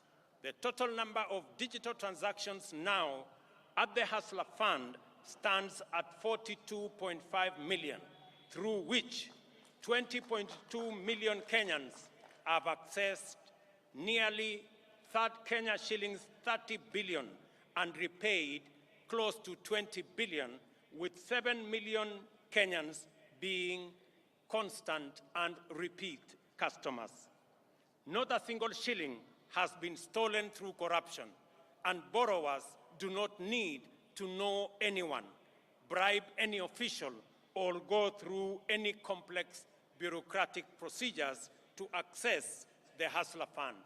They only need a device, a little airtime, and a few minutes, and they are all able to get money wherever they are. The second product of the Hustler Fund will usher our unique collective-driven competitive market enterprise to the online domain. To promote inclusion, the Hustler Fund is going to deploy groups such as chamas and SACCOs, overcome exclusion and barriers to participate in credit savings, social security, health insurance, and other socio-economic amenities. This is how we will use policy and technology innovation to mainstream our way of life. We are committed to leveraging fintech in ensuring that no one is left behind in the financial and entrepreneurial inclusivity revolution. I am delighted to announce that today, during this celebration, I shall be launching the second product of the Hustler Fund, which is aimed at facilitating people access funding through groups. I am sure that this will be very good news to my good friend Shiko in Ruaraka Market, who, like many informal business entrepreneurs, were ready for this innovation even before we launched the first Hustler Fund product. I am glad that this launch of the group loan product is taking place against the backdrop of the phenomenal success of the Hustler Fund personal loan product. I expect that this product will encounter even greater appetite from the market. As I have already mentioned, your credit score will determine the amount you can access and the amount you will continue to receive. Thus, we have equalized the formal and informal systems, enabling both to enhance their complementary contribution to jobs and wealth creation from an equal footing. As we celebrate this increase in our economic freedom, today we also celebrate the democratization of the Kenyan economy. This is why more Kenyans are taking part in the robust conversation about our economy. The conversation is inclusive, focusing on the proposals to raise revenues, to discourage imported goods that can be manufactured locally so as to grow local manufacturing and enhance export competitiveness. In this debate, Kenyans are interested in how government will create the 1 million jobs it has committed to provide through the affordable housing program. I know many people have questions about how and why are we having a conversation about housing in the Republic of Kenya. And progressively we are answering the how, we are answering the why, and we will answer every other question. Because right here in Embu, and as we do in every part of Kenya, we have our own citizens, millions of young people who do not have a job. We have 5 million Kenyans across Kenya, young people out of school, out of college, out of universities who do not have a job. It is our collective responsibility to think about the 5 million young people in Kenya who today walk our streets, walk our villages, in our townships, in our markets, and yet they do not have an opportunity to deploy their energy, their knowledge, their education in making a difference in their lives and making a difference in our nation. And I want to encourage all of us as the people of Kenya, as we look into these slums, 7 million Kenyans who live in slums, in indignity, without toilet, without running water, without roads. How is it my business? Let me ask the people of Kenya, if our freedom fighters, the people who made the ultimate sacrifice and lost their lives in liberating our nation, if they had asked the question that how is it their business, today we would continue to have been slaves of our masters if they ask themselves that question. It is our, as they did to liberate our country, they went beyond the call of duty. They did not ask how is it their business to make the ultimate sacrifice to liberate our country. I want to ask every citizen, it is our responsibility collectively to think, to plan, and to ensure that the 5 million young people in our country who today do not have jobs, have jobs. It is our responsibility to ensure the people, 7 million of them, who live in our slums, including Shauri Yako here in Embu. I was here last week and I was informed about Shauri Yako. The people who live in Shauri Yako deserve a decent house, and it is our responsibility as we implement the housing plan, not just to create jobs, at least 1 million jobs every year. It is also our responsibility to grow our manufacturing, because housing will make sure that our entire manufacturing value chain, from the cement in our factories, to the steel in our factories, to the doors and windows and hinges in our Juakali sector and our construction products industry, to the sand harvesters, to all the people who will be working in our construction sites, to the accountants and engineers and all the architects and all the technicians and the electricians, to every sector, the millions of young people that will be employed in this sector, is sacrifice enough for us who are employed to make that contribution to the Hustler Fund, to the Housing Fund, so that we can bring around the change that is going to take our country forward.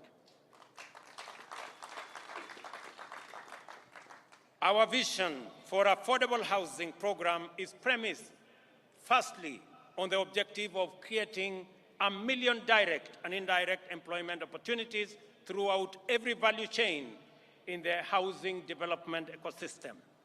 A single housing unit is capable of employing 3 to 5 workers directly and an additional 8 workers indirectly in the manufacturing of construction products, in transport, in logistics, and in all other sectors that contribute to the housing and construction industry.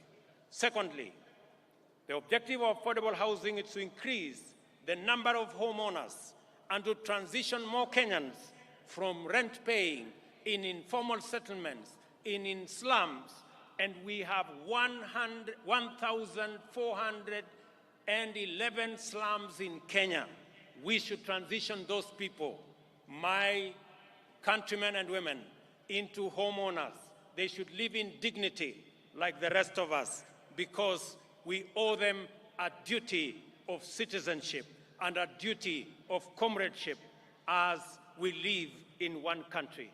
I want to ask every parent, I want to ask every Kenyan that rather than ask, how is it your business? We must know that it is our business, because the 5 million young people are our children. They are our citizens. They pay taxes. And when we transition them into jobs, we are building a bigger pool of taxpayers. The conversation we have today in Kenya is different. I did promise the country 3 years ago that we are going to change the conversation. That the conversation is not going to be anymore about leaders. It is going to be about citizens. It is going to be about those who do not have jobs. It is going to be about our manufacturing. It is going to be about the millions who live in informal settlements. It is going to be about the people. I told the country that we are going to change the conversation. It is not going to be about changing the constitution and creating positions for leaders. It is going to be about changing the economy and creating opportunities for millions of young people, including the many who are today in our streets and villages, the millions of young people who are looking up to us to provide them with opportunities to work. It's going to be about the ordinary people who work in the manufacturing sector, the people who also wants to contribute, to be taxpayers, but because they have no jobs, they cannot pay tax. I promise the country that it is not going to be about sharing power. It is going to be not about sharing power by the elite and by leaders. It is going to be about empowerment of every citizen, empowering our farmers to produce more so that we can get ourselves into food security, empowering our young people with jobs so that they too can contribute meaningfully to our economy and meaningfully to our taxpayers. It calls for us the empowerment of every citizen and every business person so that we can contribute to the economy of our country. I want to promise you, ladies and gentlemen, that that effort is on course, and together we are going to move in that direction. To enhance our national productivity, we are prioritizing the consolidation, processing, and value addition of our agricultural products.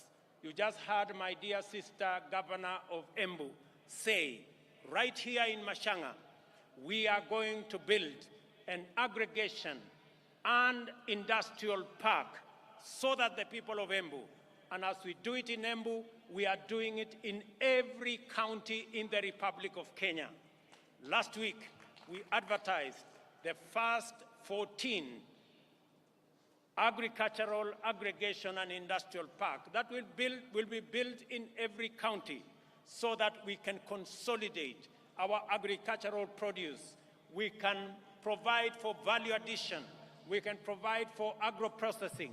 We can enhance our manufacturing, create jobs, create value, and enhance the earnings of every farmer as we get rid of brokers, as we get rid of cartels, and ensure that we protect the hard-earned and the sweat of farmers in the Republic of Kenya.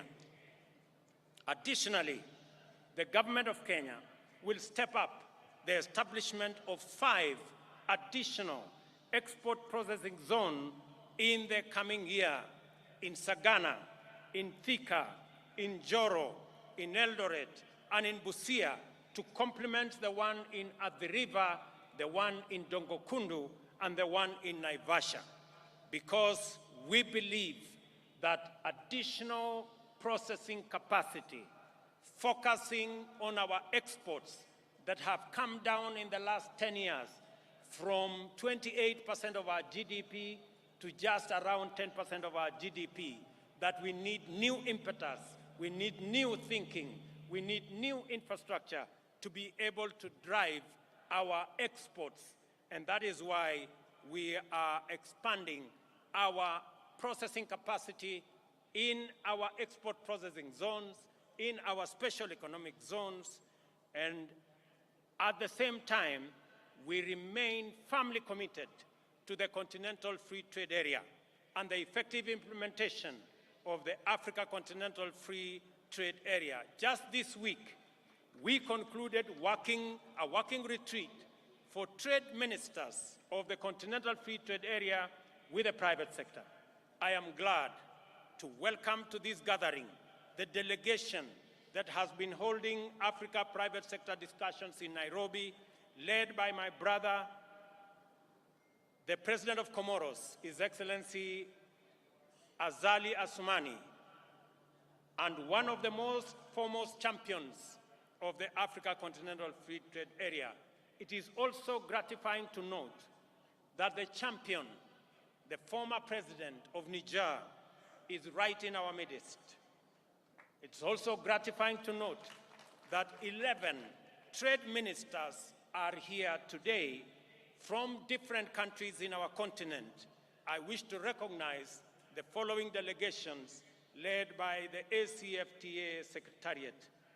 Delegation from Comoro, are they here? Wasimame?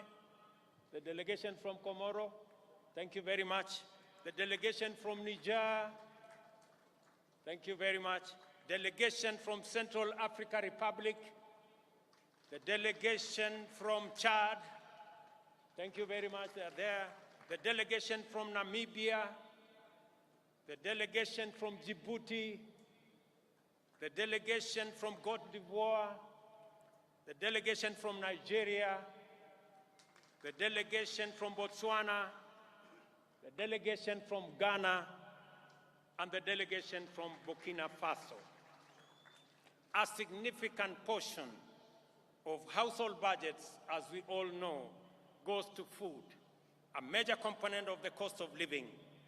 Understandably, there has been animated engagement on this subject. After a prolonged drought, which pushed the entire Horn of Africa region to the brink of famine, widespread shortages of staple foods have driven food prices beyond the ability of many households to afford them. Enhancing food production is an intervention with multiple fundamental implications. It promotes access to affordable and adequate food and nutrition for the majority. It also increases food supply, lowers prices, and thus reduces the cost of living. Moreover, subsidizing food production increases jobs and productivity in the country's biggest employer, the agricultural sector. In keeping with our commitment in this critical sector, we have registered 5 million farmers nationwide. These farmers immediately became eligible to receive subsidized fertilizer, and those who stepped forward received their full fertilizer requirement, unlike in past seasons when the allocations were rationed. As a result of these measures, Kenyan farmers have been able to plant an extra 200,000 acres this year by using an additional 2 million kilos of seed beyond what was planted. The cost of fuel locally raises steeply. Transport, as a component of household budget, is affecting the cost of living. We have to liberate Kenyans from the reliance on transport that depends on petroleum. For this reason, we are rolling out an electric vehicle public transport system which will bring down the cost of transport significantly. Our border industry is about to experience inclusive transformation through the introduction of more efficient, affordable, and clean motor vehicles. With this intervention, owning and operating a border will become affordable, secure, and profitable. I am eager that this information reaches the seconder of my presidential nomination, Mr. Calvin Ochieng, who operates in Kilimani, so that he can escalate his hustle to the next level. I have some good news for my border friends. When I went around the country, they stepped forward and they told me they are victims of an exploitative financing system. I want to tell them, my good friends, I have some good news for you. We are developing, and by September this year, we will have a mechanism where you can get your boda that does not need petrol, that will be run on electricity, one that is financed by not a predatory system, but one that respects the interests of those who purchase the borders. A healthy nation is liberated from human suffering and empowered to pursue their livelihoods and dreams without the hindrance and underperformance associated with ill health. A healthy nation is a happy nation. Freedom from disease is therefore a primary plank of our agenda to perfect self-government. We are committed to do affordably, inclusively, and in a manner that enables Kenyans to receive quality medical attention from the comfort of their homes.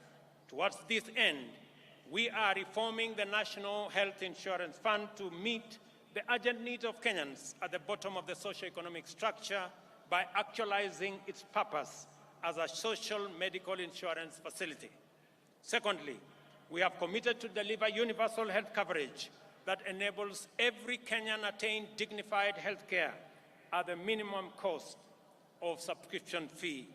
Thirdly, we have collaborated with county governments, whom we support wholeheartedly, and I want to commend all county governments for the exemplary work they are doing around health as a devolved function. We have collaborating with the county governments to recruit community health workers, promoters throughout the country. 100,000 of them will be recruited under this program, and this number will make every one promoter available for 100 households. This means that each promoter will be tasked with visiting Kenyans at their homes to determine whether any condition need to be managed through healthier lifestyle or basic medical attention. They will also be tasked with enabling patients with chronic conditions manage their medication, diet, and general well-being in a manner that makes hospitalization sometimes unnecessary. Finally, the promoters will facilitate early detection of conditions for referral to comprehensive attention in the spirit of effective healthcare management.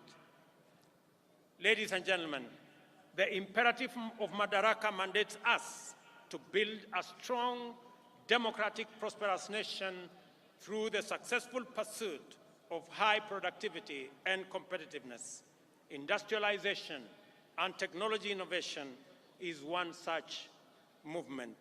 All these things require people who are all empowered with knowledge, skills, and understanding, not only to effectively participate as informed citizens of a democracy, but also to pursue meaningful livelihoods and perform their share of economic production, and even go further and imagine, create, and build the Kenya of our future.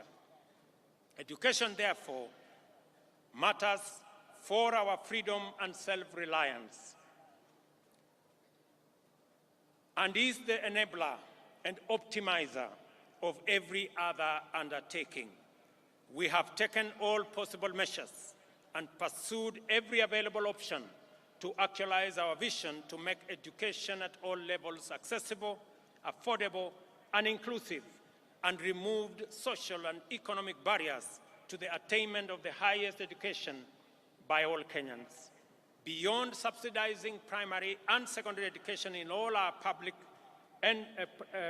primary and day secondary schools, we have reimagined higher education financing to deliver equity and broader access to all Kenyans, with special attention to enabling the most vulnerable learners to realize their right to education.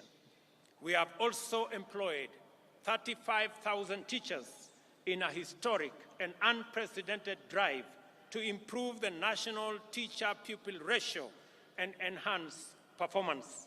Additionally, we are redesigning the competence-based education curriculum to make it responsive to our education needs at the point of our social, cultural, and economic development. Finally, the National Open University will obtain its charter in the course of this month, and as we speak, courses are being uploaded for commissioning, and later this year, Kenyans will have the opportunity to go to university from the comfort of their homes online. For long, tertiary education in Kenya has been a privilege for the most fortunate, while university education was the exclusive entitlement of the elite. Not anymore. A month ago, I unveiled a new funding model for higher education that will make the universities and technical training fully inclusive, financially robust, and capable of competing with their peers globally while contributing to our national socio-economic transformation through innovation, research, and development. The model is aimed at financially supporting increasing numbers of students enrolling in these institutions and ensuring that those from households at the bottom of the socio-economic structure enjoy equal education opportunities.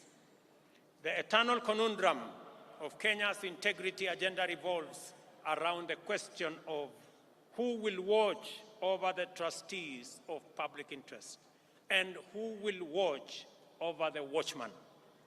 These questions do not arise because we have low trust. Rather, they exist because we have high expectations. Given that these expectations are legitimate, in a technologically driven new millennium, we are increasingly resorting to technology as the answer to our transactional efficiency challenges. From the election results portal for our democracy to the Hustler Fund for MSMEs and the means testing instrument for higher education, as well as registration of farmers and distribution of fertilizer, digital technology is enabling the government to deliver services efficiently and to give citizens confidence that the system is fair and incorruptible.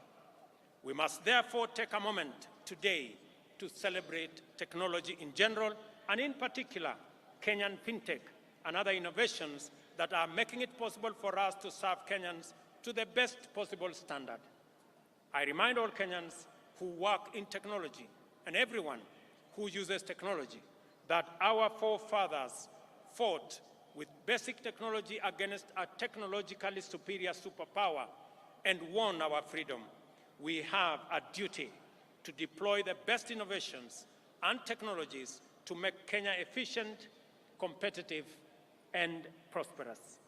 I am persuaded that technology holds the key to improving efficiency, enabling inclusion, promoting transparency and integrity, deepening trust, and strengthening public confidence in government service provision. This is the reason why we are digitizing government information and taking public services online. On this day, I invite all Kenyans to embrace the new era of e-governance, which empowers people everywhere, including the majority at the bottom of the economic structure, to access government services at their convenience through their mobile devices. Since the advent of e-citizen, government gradually increased the number of services available on the platform from 391. The rate of increase of onboarded services is now shifting to a new radical trajectory. Today, 3,770 services have been onboarded and fully operational. Another 3,000 are on course to be completed. We expect 5,000 services to be online by the end of this month. Our ambition is to offer every government service on e-citizen platform by the end of this year. Finally, as we contemplate all the achievements we are celebrating today, let us reflect on the noble motivations and visions which inspired our heroic freedom fighters to make such immense sacrifices for the sake of freedom, not just for themselves, but also for the rest of their people who were not willing or able to join the struggle. Why did these heroes embrace such profound risk and danger in pursuit of a benefit that everyone else would enjoy?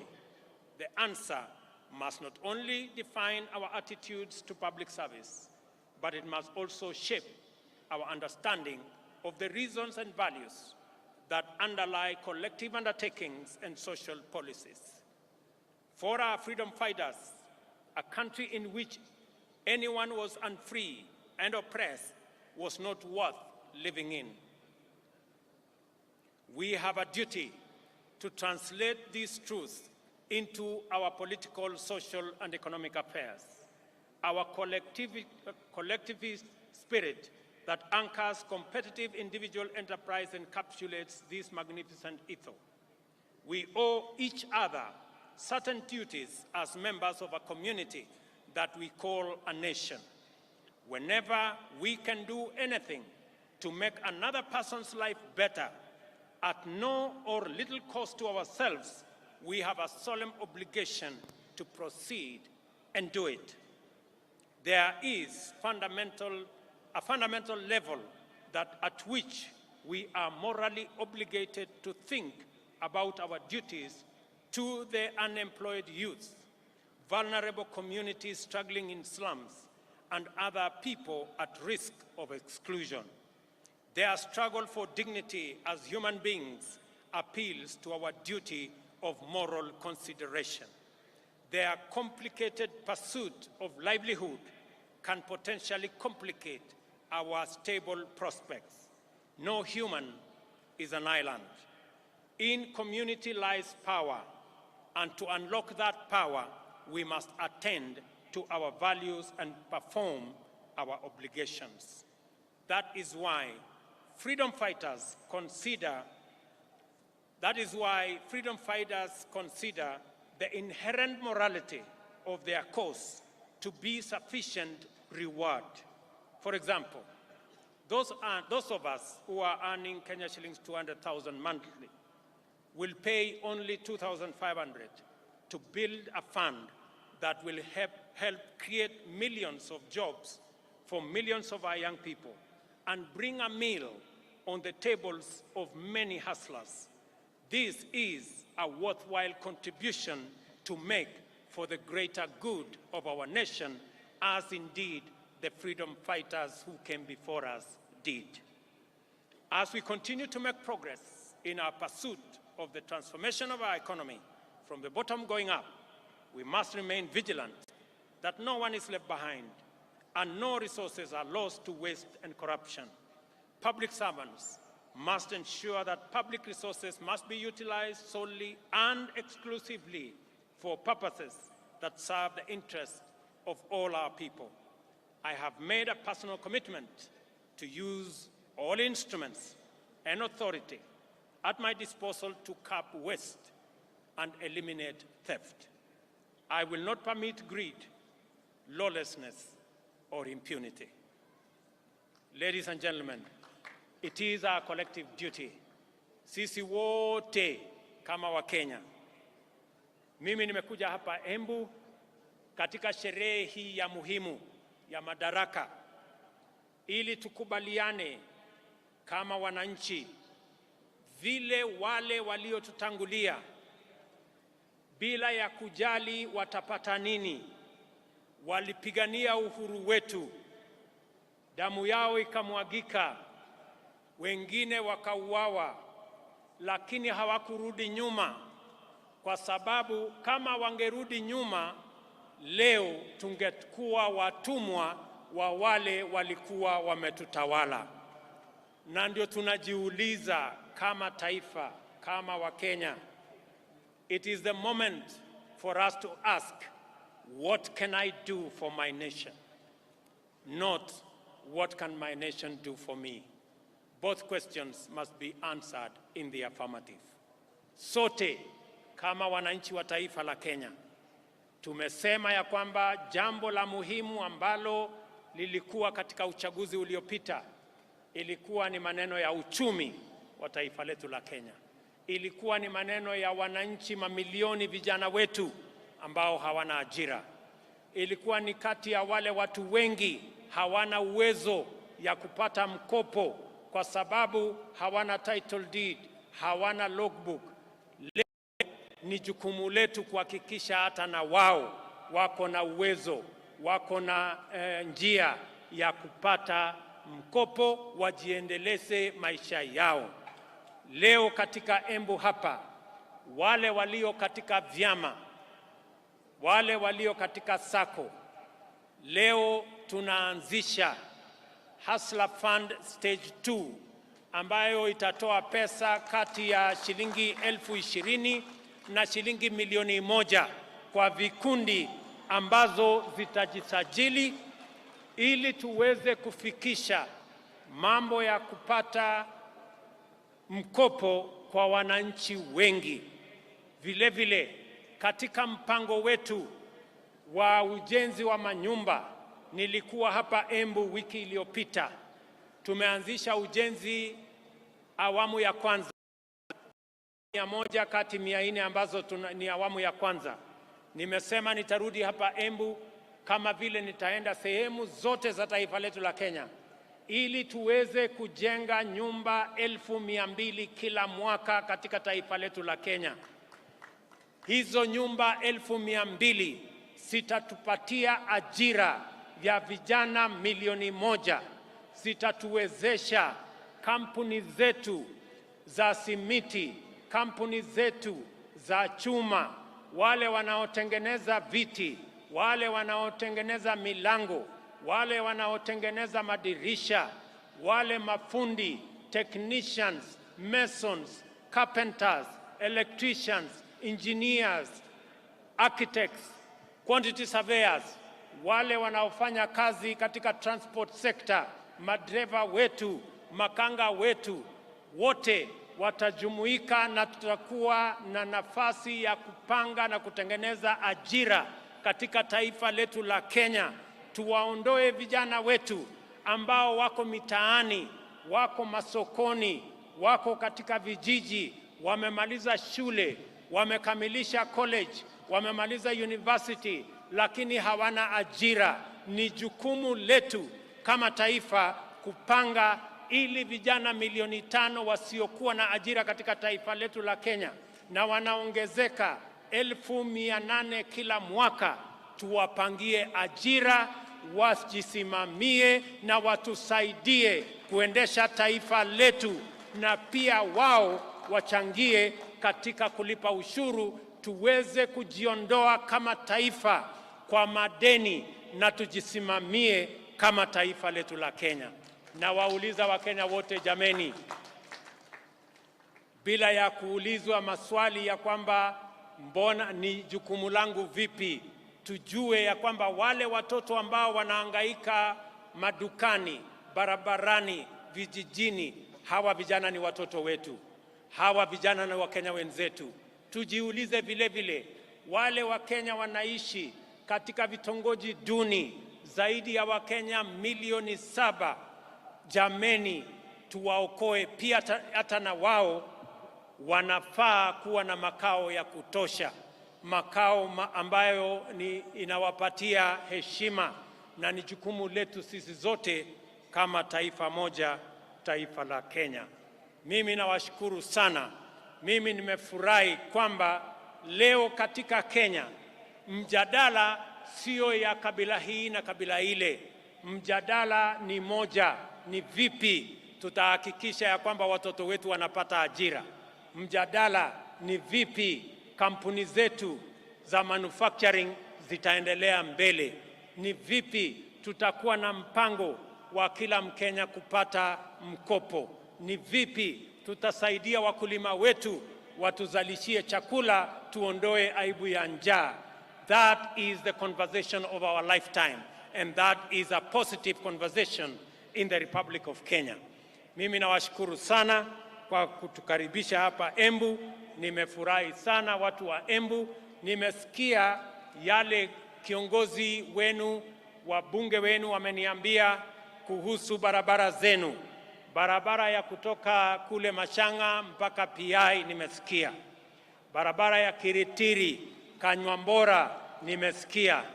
barabara ya hapa chini Ena mpaka Kavue nimesikia, na haya mambo yote tutajipanga, na sote tukiwa na mpango huu, tukipanga vizuri vile tutakuwa na pesa ya ushuru ya kupeleka taifa letu la Kenya mbele, tutajiondoa kwa madeni na tutakamilisha miradi yetu yote. Nimewasikiza vile vile kuhusu mambo yenu ya maji. Najua na mnaelewa ya kwamba tuko na mpango ya mambo ya maji. Hapa Embu tuko na dam ambayo tutajenga pale Kamumu. Tuko na dam ya Dhambana, tuko na dam ya Dhoshi, na tuko na dam zingine ndogo ndogo ambazo tutakubaliana na viongozi wenu, wabunge wenu pamoja na county government yenu. Iko katika mipango yetu.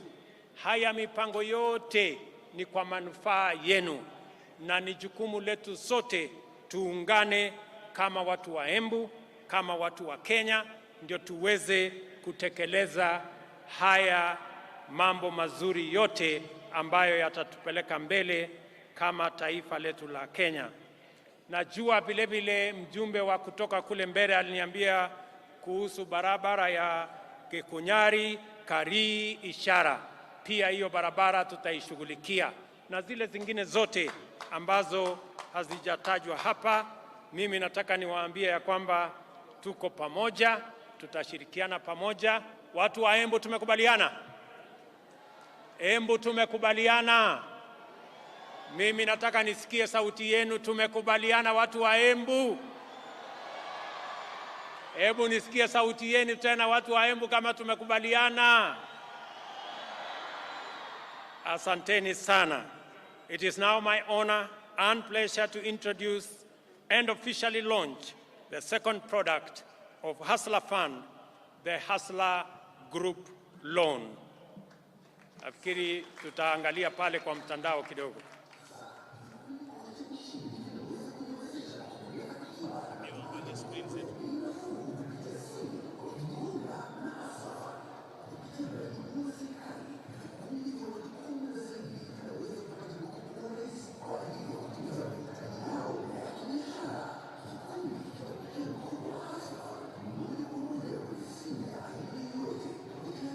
Bila kujaza fomu au kutoza dhamana, maelezo ya credit score tumwa kwa wanachama wote.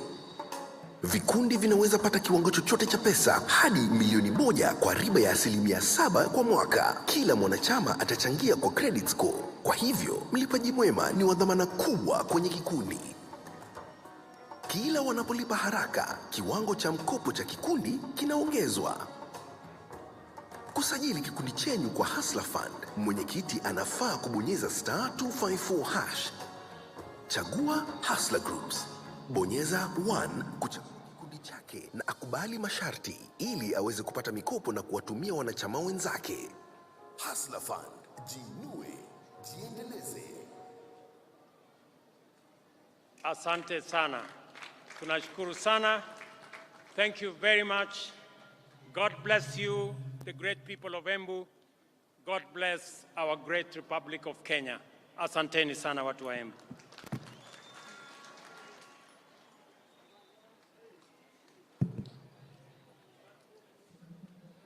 Basi nitaomba tutulie kwa heshima.